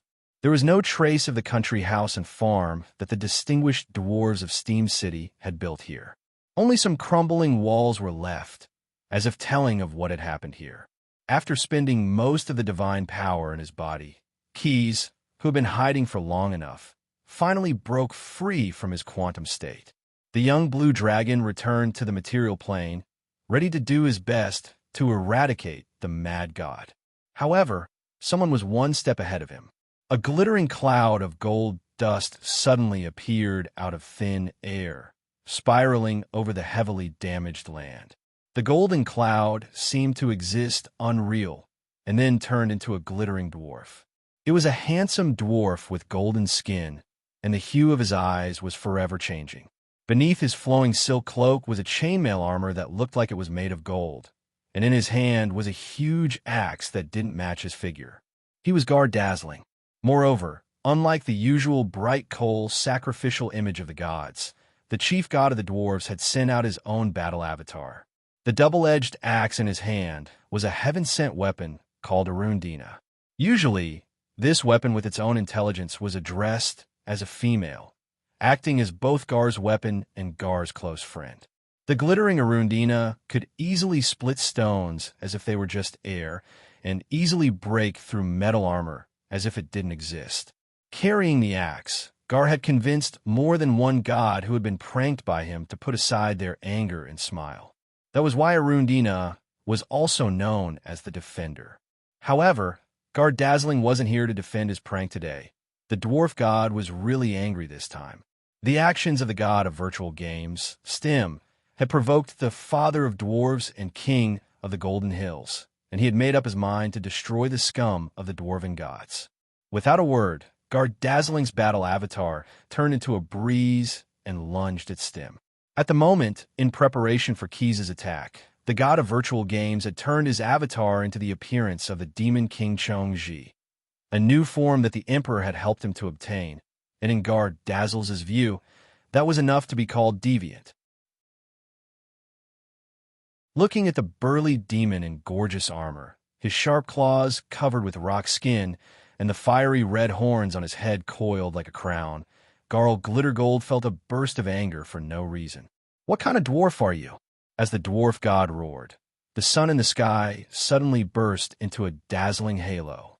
The ground of the Swirl Plains, now the Swirl Basin, trembled incessantly as golden vines broke out of the ground and surged to the surface.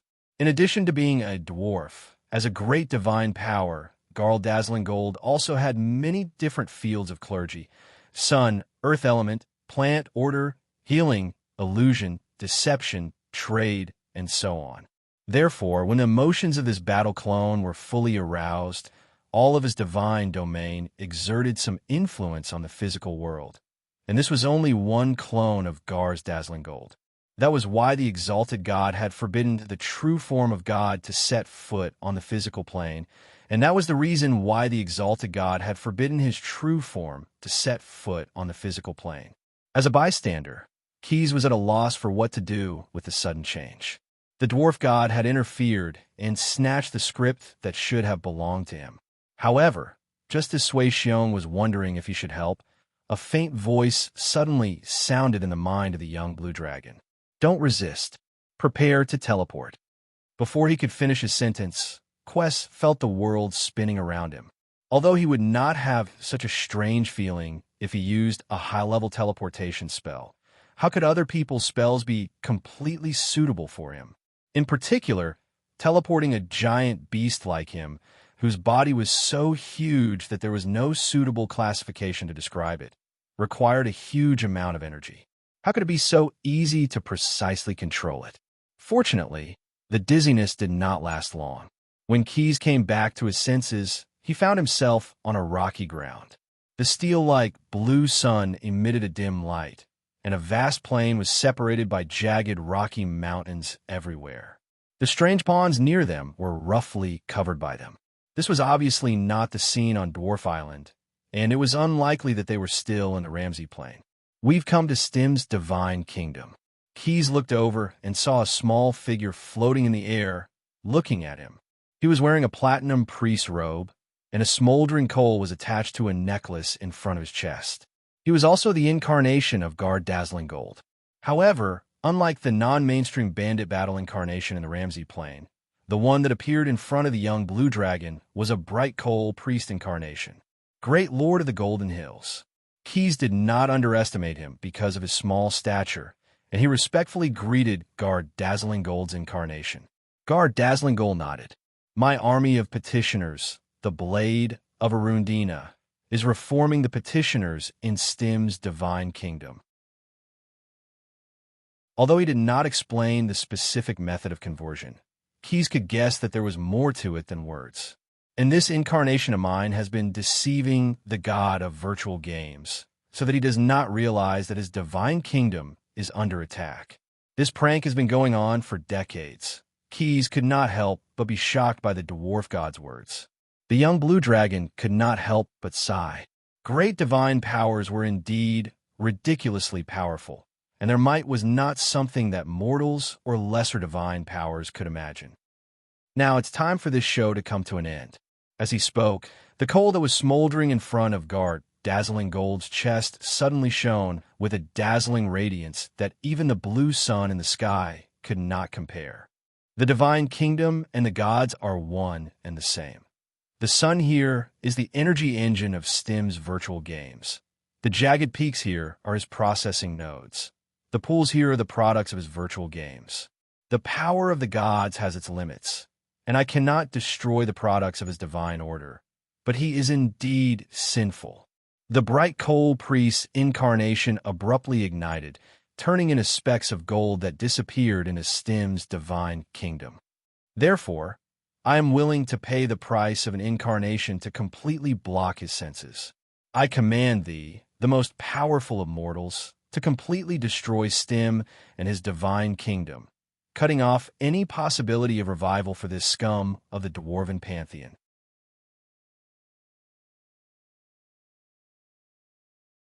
Chapter 861. And then, hundreds of years after Keys's reputation as the God-Slayer spread, several scholars who were dedicated to the study of the history of the scale of perpetual order gathered around a small round table, listening attentively to a lecture by a Ph.D. scholar. They were all employees of the scale of perpetual order. Since they were having lunch and had nothing to do, it wouldn't hurt to talk about those legends. Hearing the urging of his colleagues, the scholar with a heart-shaped bun on his head smiled. Storytellers have to set traps, or else how can I get you to treat me next time? I'll have to whet your appetite first. Lowering their heads, the scholar's colleagues exchanged glances. Without further ado, they picked up the scholar and walked towards the door of the restaurant. There were still hundreds of scrolls that needed to be copied and categorized in the afternoon, so it would be great if they could get a helper. What are you doing? I haven't finished eating yet. We're just whetting your appetite, too. Of course, this was a story for another time. When Keys returned to the Ramsey Plain, the truth about the fall of the god of virtual games had become a case without any leads. Moreover, there were indeed some gods and ambitious gods who wanted to inherit the virtual games divine title that Stim had vacated. But no matter what they tried, they were unable to condense that divine title again. Based on logical inference, some people proposed some hypotheses. For example, Keys had directly killed his way into Stim's divine kingdom on the day Dwarf Island sank. This terrifyingly powerful megalosaurus might have been the god Slayer, who wanted to prevent the gods from becoming complacent. Not only did Keys kill the god's true form, but he also destroyed the divine kingdom that represented his divine title. However, Keys had never admitted that he had done this. He had never admitted that on that day, he had destroyed the mountains and rivers of Stim's divine kingdom with his colossal body. He had never admitted that on that day, he had swallowed all the fragments of the divine kingdom that could be digested into his stomach. He had never admitted that on that day, Gar's Dazzling Gold had a nervous and surprised expression when he saw him swallowing the fragments of the divine kingdom without restraint. He had never admitted that on that day, he had released more than 30 quantum breaths in an extravagant manner, completely wiping out all the fragments of the divine kingdom that could not be digested from the very concept of it. However, from that day onwards, the gnome god guard Dazzling Gold seemed to have changed his temperament. He had sternly warned every gnome god in the Golden Hills more than once, including the god of evil and greed, Erdlian, who was not very obedient to his teachings. In the future, remember not to mention the name of the Megalosaurus in the list of pranks. There is definitely something wrong with that guy. Even some gods who were on good terms with guard Dazzling Gold, such as the gods of the Yodaha divine system and the Moradin divine system, and the god of luck Tamura, had all received some short messages from the gnome god.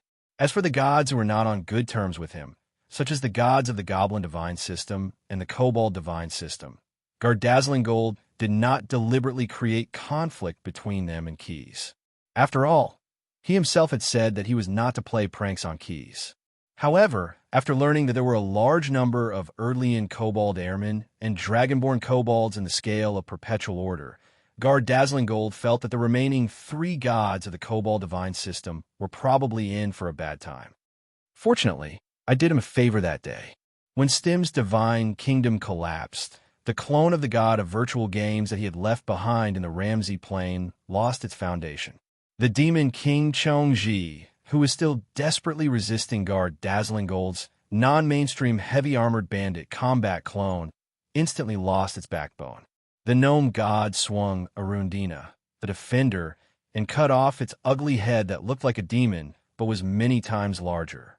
Having lost the blessing of his divine kingdom and his true form having fallen, Stim's demon King Chong-ji's clone was naturally deader than dead. However, for some reason, probably due to his divine domain of prophecy, which he had never admitted, guard Dazzling Gold did not use his divine power to crush the demon king Chong-ji's divine body into dust. He mobilized his great divine power and cleansed this divine body again and again.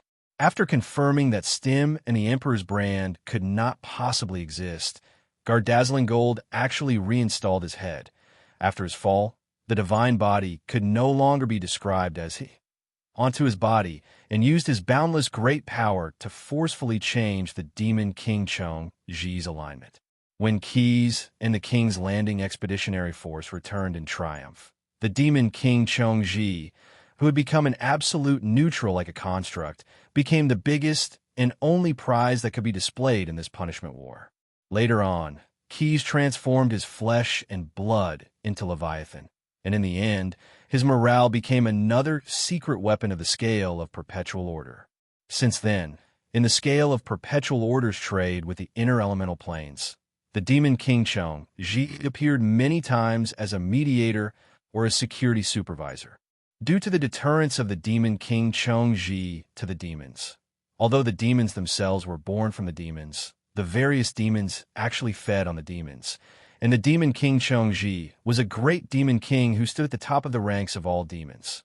Therefore, those unruly demons would give him some face and would not dare to go too far.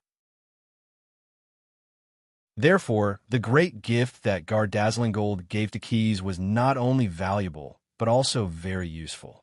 It was enough to show his sincerity. In return, in the second year after the end of the expedition, King's Landing City took the initiative to establish a reciprocal trade alliance with a small country in the Outer Sea. King's Landing City took the initiative to become the agent of those aquatic midgets, buying the products of Coral City at a rather sincere price and selling them throughout the Ramsey continent. At the same time, King's Landing City also sent the land products that the aquatic midgets needed at a very low price. As for Keys, because he had swallowed a god's divine kingdom, although he had just entered the age of a young megalosaurus, he had fallen into a state similar to dragon sleep. However, fortunately, he had the experience of digesting the astral slug raised by Stim, so he transformed himself into a quantum state in time. It only took a year or two for him to completely wake up. Ash's world, Dragonkin territory. Due to the deliberate management of the scale of Perpetual Order, this territory which was originally formed by a few kobold dragonkin clans, had developed rapidly in the past few decades. In addition to some merchants from this plane who would come here to trade, even some merchants from other planes would come here to sell goods or purchase some specialties of the Ashes world. In short, the Dragonkin territory was like a pearl in the Ashes world. However, although it was located in the hinterland of the Medici Empire, it had no subordinate relationship with the empire at all.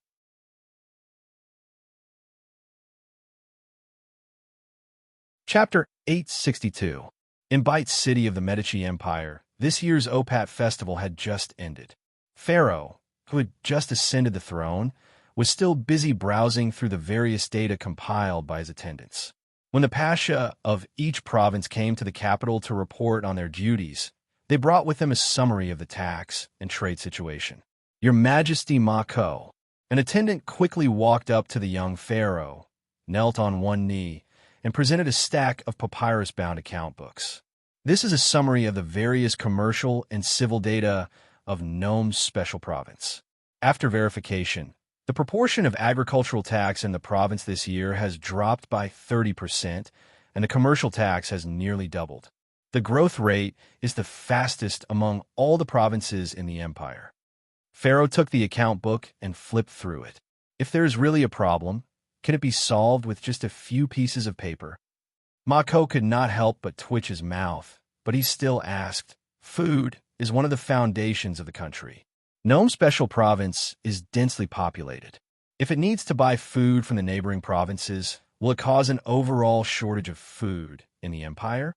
The attendant, who had been following Pharaoh since the beginning of his seclusion, how could he not understand the meaning behind the young ruler's words? But out of loyalty and professional ethics, he still decided to tell the truth. Your Majesty, this is absolutely impossible. In fact, the reason why agricultural tax in Nome's special province has dropped is actually because the Megalosaurus Pasha has reduced the proportion of agricultural tax by 70%. And under such circumstances, the total agricultural tax in the province has only dropped by 30% compared to the year before, which means that the total food production of Nome has actually increased a lot compared to before. Hearing this, Mako knew that he could not find fault in this matter, so he waved his hand and dismissed the attendant.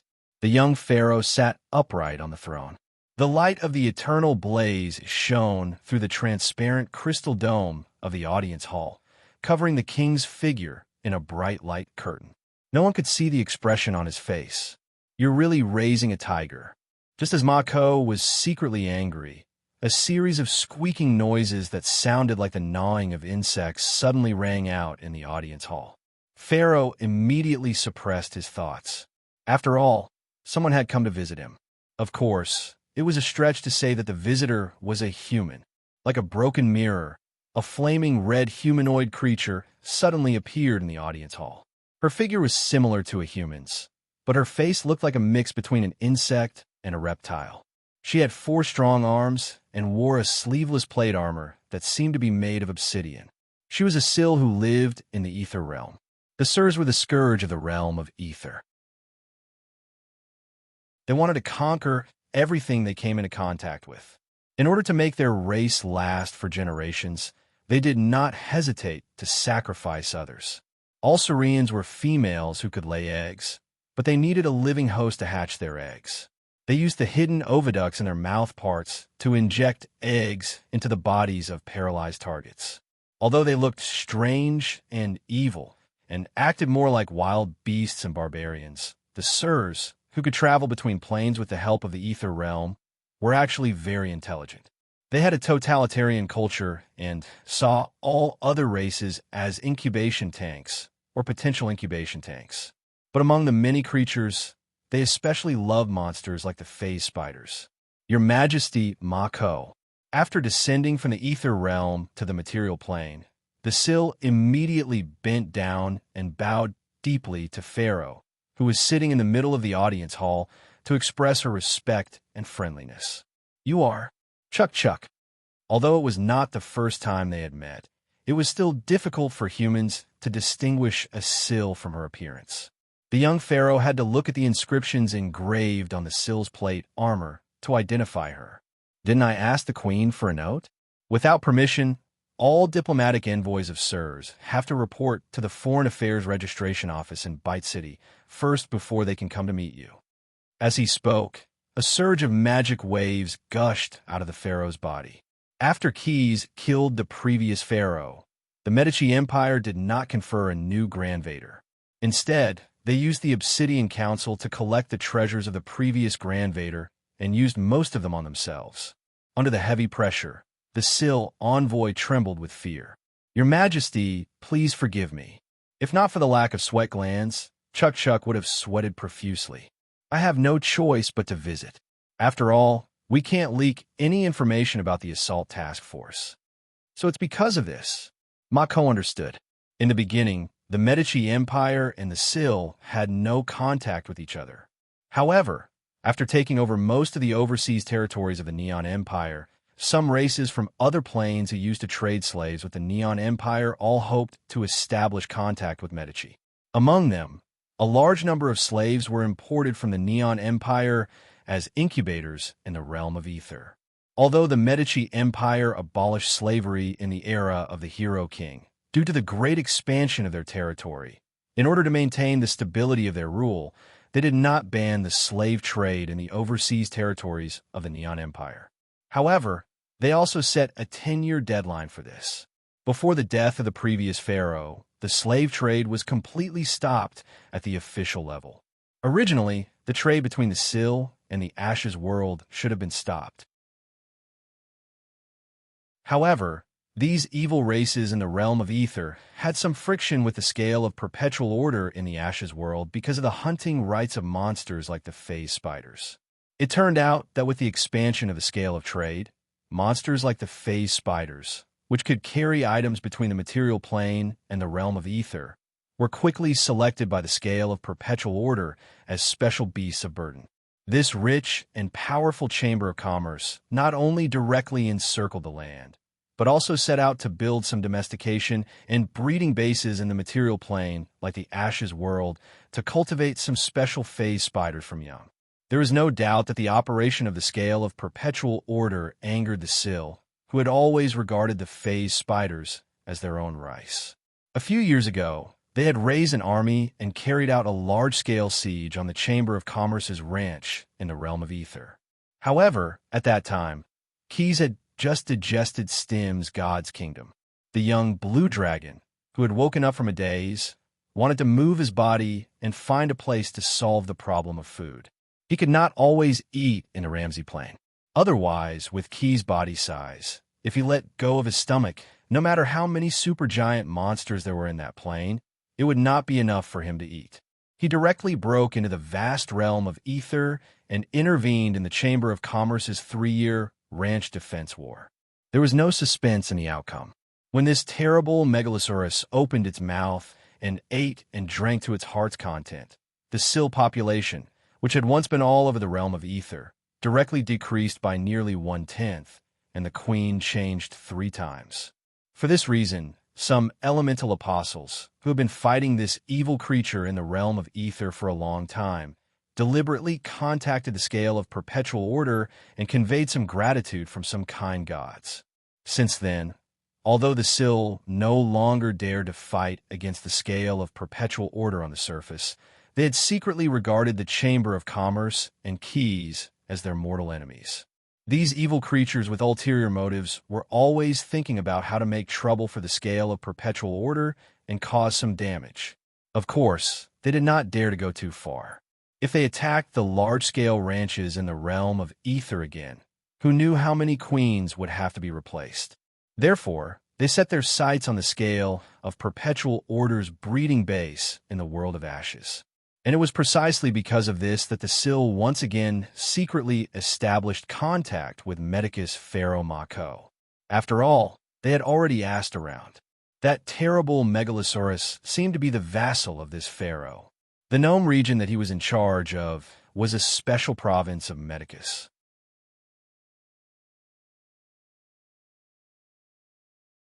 Chapter 863. As a race of the Order Evil Alignment, the Seer rarely carried out important military operations without proper preparation. If they wanted to carry out a surgical operation on the scales of eternal order in the Ash world, they naturally had to be very careful in their assessment. In the past few years, the seer had spent a lot of wealth looted from the realm of ether to support Mako, who was hostile to the scale of perpetual order, to ascend to the throne of Pharaoh. They had even helped Mako, who was still in hiding, to assassinate a few of his brothers. What the Sirens wanted in return was more accurate information and information about the scales of Eternity Merchant Guild that Pharaoh Mako could obtain as Pharaoh Mako. Out of a common goal, the monarch of the Medici Empire had also hinted that he would provide some cover for the seer's actions when necessary. After all, how could he allow others to sleep beside him? As long as the Nomote province and the Dragonborn clan dominion existed in the Medici Empire, the supreme authority that he, the pharaoh, should have in this land would be challenged. But even so, the seer, who had faced the horror of the young blue dragon, did not act rashly. In fact, in recent years, other than contacting Mako from time to time, they had not carried out any specific actions. So much so that the young pharaoh had begun to suspect that these strange creatures with 4 arms had given up halfway, or were they seriously procrastinating? Of course, the answer to this question was no. How could the vengeful seer forget the suffering that keys and the scale of perpetual order had caused them? The reason why they did not take action was that they had been waiting for a sharp knife to be sharpened.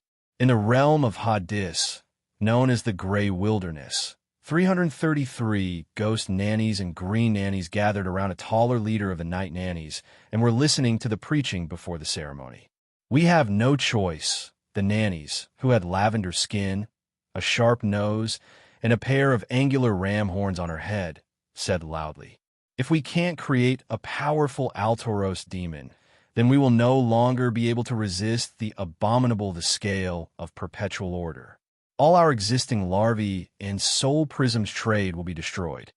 Although there was no friendship between the Anababas, and this unique Anababa is named Shanka, compared to the other Anababas who wore ragged clothes and had a skinny appearance, Shanka not only had a plump figure, but also a beautiful face that did not resemble Anababa's at all, had been the target of their jealousy for many years.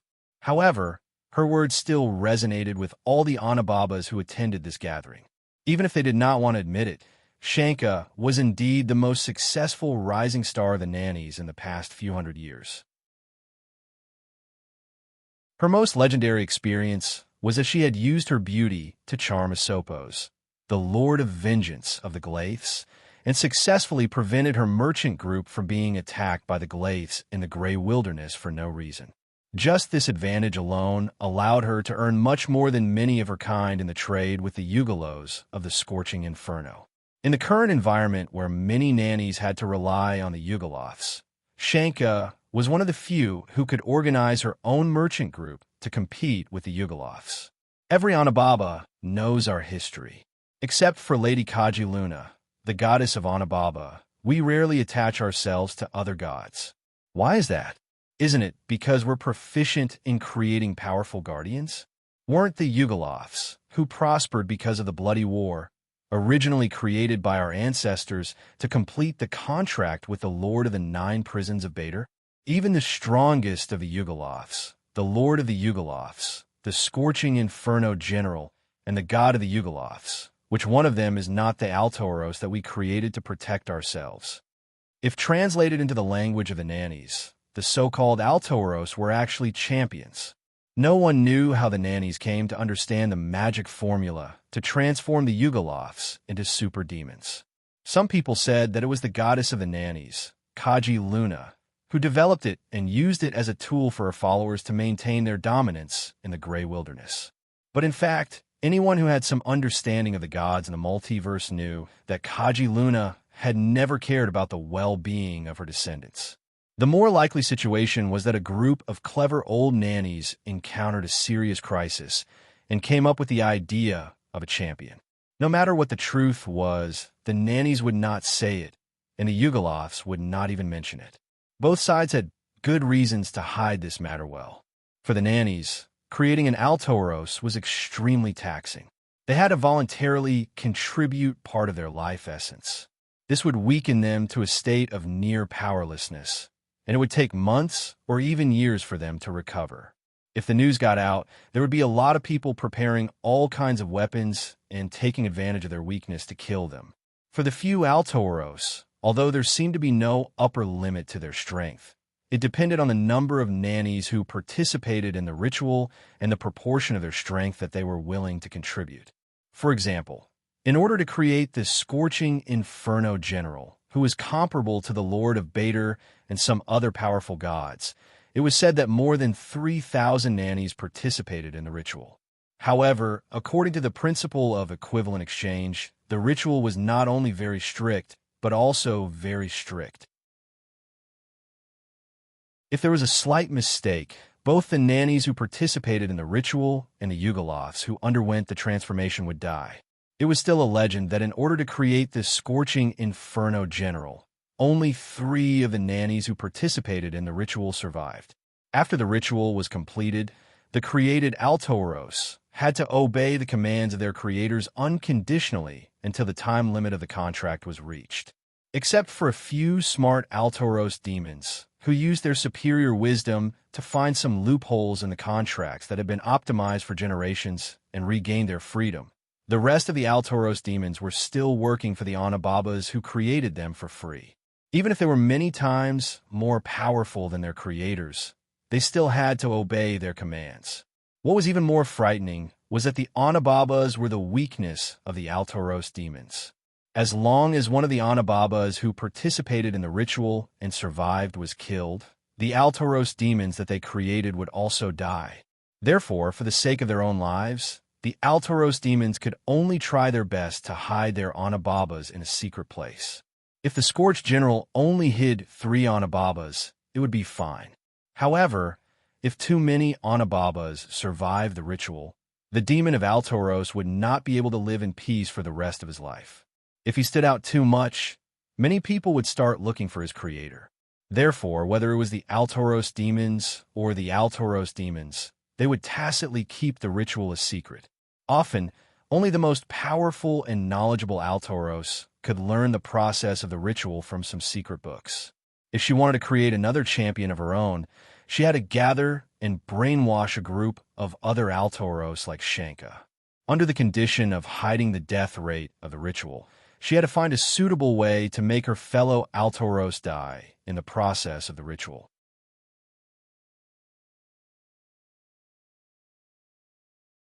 Chapter 864. After the speech, Shanka swayed her plump waist and slowly walked down the platform that was specially made for this speech.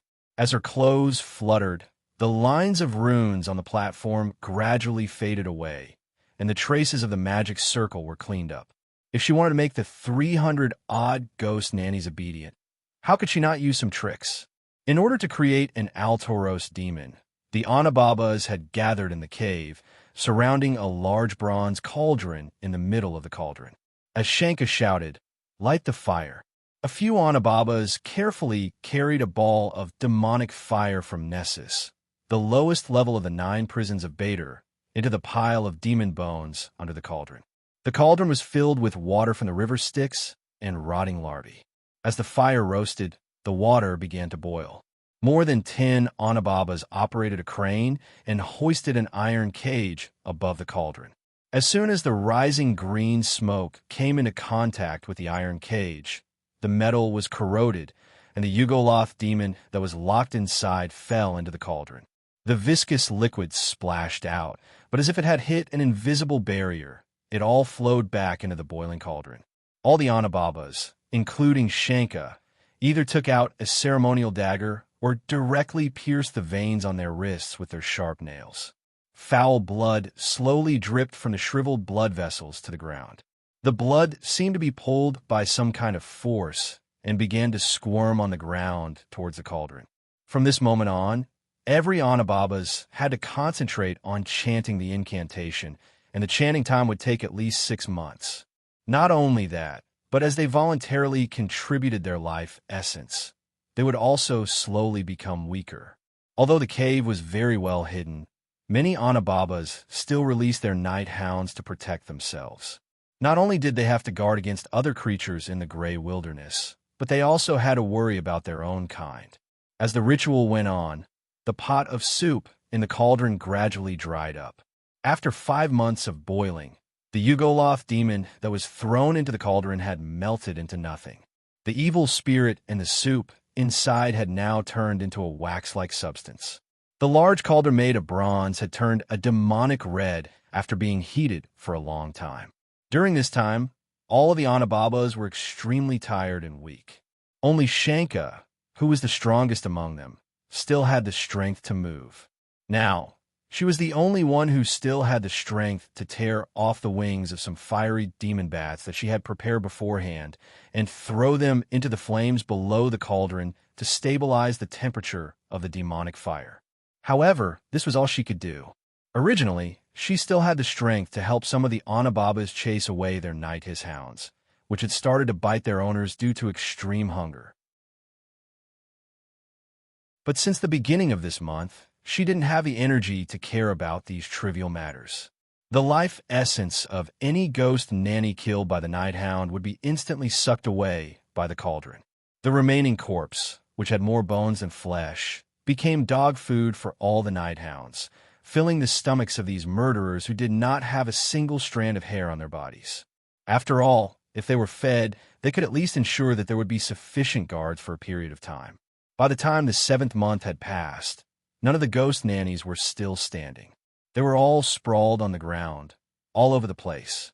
But even so, they didn't stop chanting the incantation. Shanka, the leader of the night ghost army, had not even blinked for the past 7 months.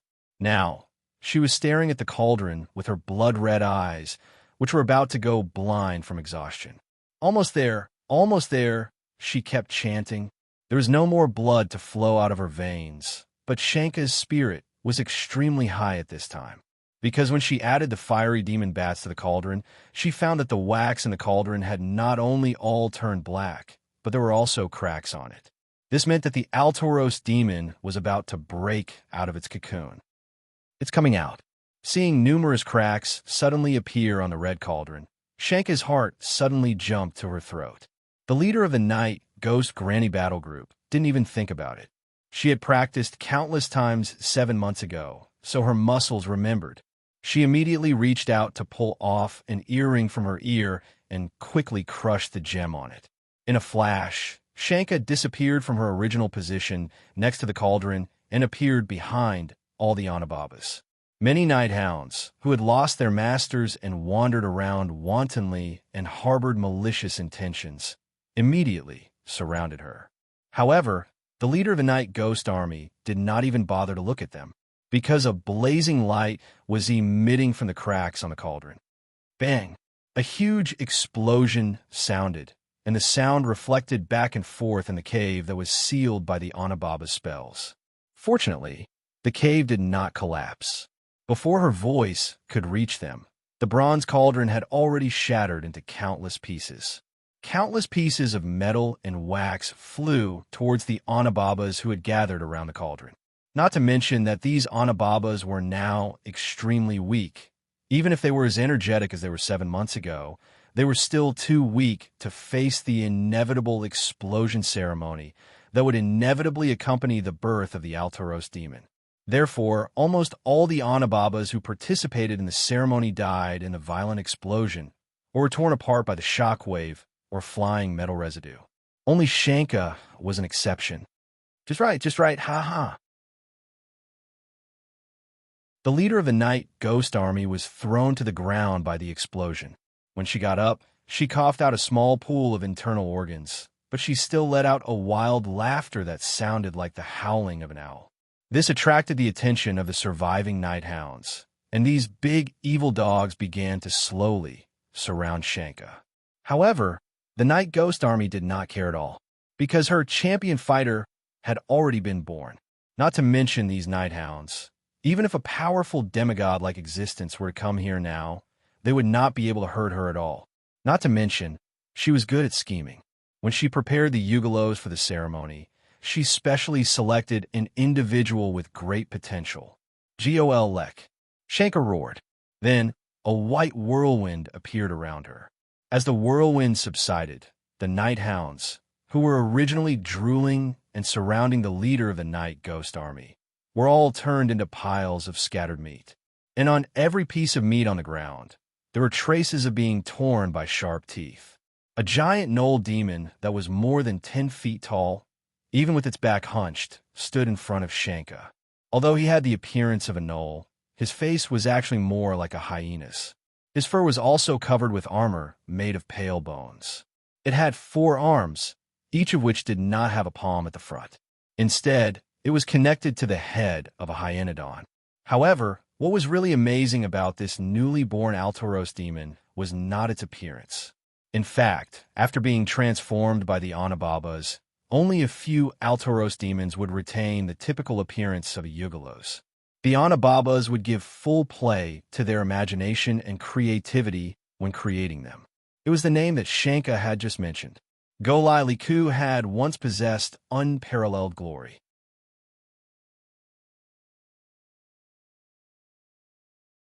Chapter 865. Gol, Lek was once a god. He was a god in decline. In the prehistoric era, this god was at least a weak god, but because the gnolls turned to the giant gods, and then because of the rise of Yeenoghu, Lek was ruthlessly abandoned by the gnolls. In fact, this also had something to do with the laziness of this god. In the early gnoll myths, Lek never bothered to dress himself as the creator of the race, so no god could play this role in front of the gnolls. In addition, the nature of the gnolls, they simply worshipped strength and power. After the rise of Yeenoghu, the ability of the priest of the Abyss Lord was far stronger than the shaman, who worshipped Lek. Although in the first few generations of the gnolls, he did teach the gnoll shaman how to charm and control hyenas and use them for hunting, but now this ability was not an indispensable talent for the gnoll clan. Therefore, it was not surprising that he had declined. As the belief of this primitive god faded out of the gnoll clan, he also became increasingly dependent on the form of animal totems. Because when he wandered in the noisy tunnel and the bottomless abyss, this form was not easy to attract attention. Otherwise, those Flinder gnolls who worshipped Yeenoghu would have reported his appearance to their new god immediately. In the past few hundred years, Yeenoghu had attacked Lek more than once, trying to completely kill the remaining divine power of the ancient gnoll god. Moreover, this gnoll king of the abyss, who is also the lord of the abyss, also used this method to educate his people. Natural selection, survival of the fittest. The replacement of the leader of a gnoll clan was now also accompanied by blood and violence. In order to avoid the pursuit of Yeenoghu, Lek had no choice but to gradually deviate from the camp and try to survive in other neutral or lawful planes. That was how he came to the Grey Wilderness. In a Hades dimension, he had used up all of his remaining divine power to mold himself into a Yugoloth demon. Then, he had completely faded into an ordinary being. However, as described before, divine power was a great power that had the ability to change reality. After using divine power to transform himself into a Yugoloth demon, Lek really became a Yugoloth demon. He had the body of a Yugoloth demon and the way of thinking of a Yugoloth demon. Surviving in the Hadis plane was not a bad way to recuperate. Moreover, after meeting the ambitious leader of the Night Hag army, Shanka, Lek also got the opportunity to become stronger again, transforming into an Altoros demon. Compared with worrying about being killed by Yeenoghu all day, following the command of Night Hag, which was not so unacceptable for the desperate situation. Therefore, the two of them, who hit it off, jointly planned this transformation ceremony. Shanka was responsible for bewitching a sufficient number of Hag to participate in the transformation ceremony, and Lek signed the most stringent Altoros Hag contract with the former. After he became him again, he must always unconditionally obey Shanka's request. He could not hide this hag behind the scenes like the previous Altoros demons and enjoy the power brought by this power alone. Moreover, he had to use all his knowledge and means to promote Shanka, the leader of the Night Hag army, to a god, even if he would die because of this. Lek, my mistress, Hearing the former god and the current demigod, technically speaking, the Altoros demons were also demigods, address her in such a way, Shanka's vanity was greatly satisfied. It was not a waste to add the unequal address clause in the contract for nothing. Clean up this cave, the night hag immediately ordered. She did not care about Joel Lex's noble identity and directly ordered him as her butler. In the future, this will be our base. Just like the Plague Demon King built the Tower of Pain, I will also build a hag court here that can dominate the gray wilderness. Joel Lex nodded. Although he was a little disdainful of the old hag's boastful words, based on the previous contract, the new Altoros demon obediently went to clean the cave. Since Shanka did not specify the way to clean the cave, he might as well be lazy. He stretched out his arm with the head of a hyena, gnawed off all the stains on the ground and walls, and then swallowed them all into his stomach that could never be satisfied. Humph, what a useless guy. Looking at Joel Lex's behavior, Shanka could not help but feel a little angry. However, in the end, she controlled her expression very well and just secretly took out a necklace from her mage robe. This necklace was made of ether silk thread, and an inconspicuous charcoal gray inscription plate was hanging on it. This was Shanka's most important treasure, and it was called the Necklace of Concealment. Perhaps out of professional sensitivity, the experienced old hag would hoard some real stuff for life-saving purposes after years of making and selling fake goods. After all, if they walked too much at night, they might really run into a ghost one day. As for the magic items that they made themselves, they actually did not dare to use them themselves. But the Necklace of Concealment was different. It was a life-saving item that came from the Syrian royal family in the realm of Ether. The reason why such a treasure came out of the realm of Ether was that after the war with the scale of perpetual order, the Syrians had been greatly weakened and had to sell some of the royal collection to subsidize the funds needed to rebuild their homeland. After obtaining this treasure, Shanka had specially slipped away to the Sigil City, where it was easy to get away from, to find an expert to appraise it. The few experts in the production of magical items were 100% sure that the raw material of the gray nameplate was some scale scraps scattered from the body of the famous time dragon. Even if it was fragments and not a complete scale, it was still priceless. Of course, a magical item made of such precious materials would have extraordinary functions. The Necklace of Concealment, as the name suggested, had the function of concealment. The wearer could hide their own health in the necklace at the cost of a period of cold and low fever.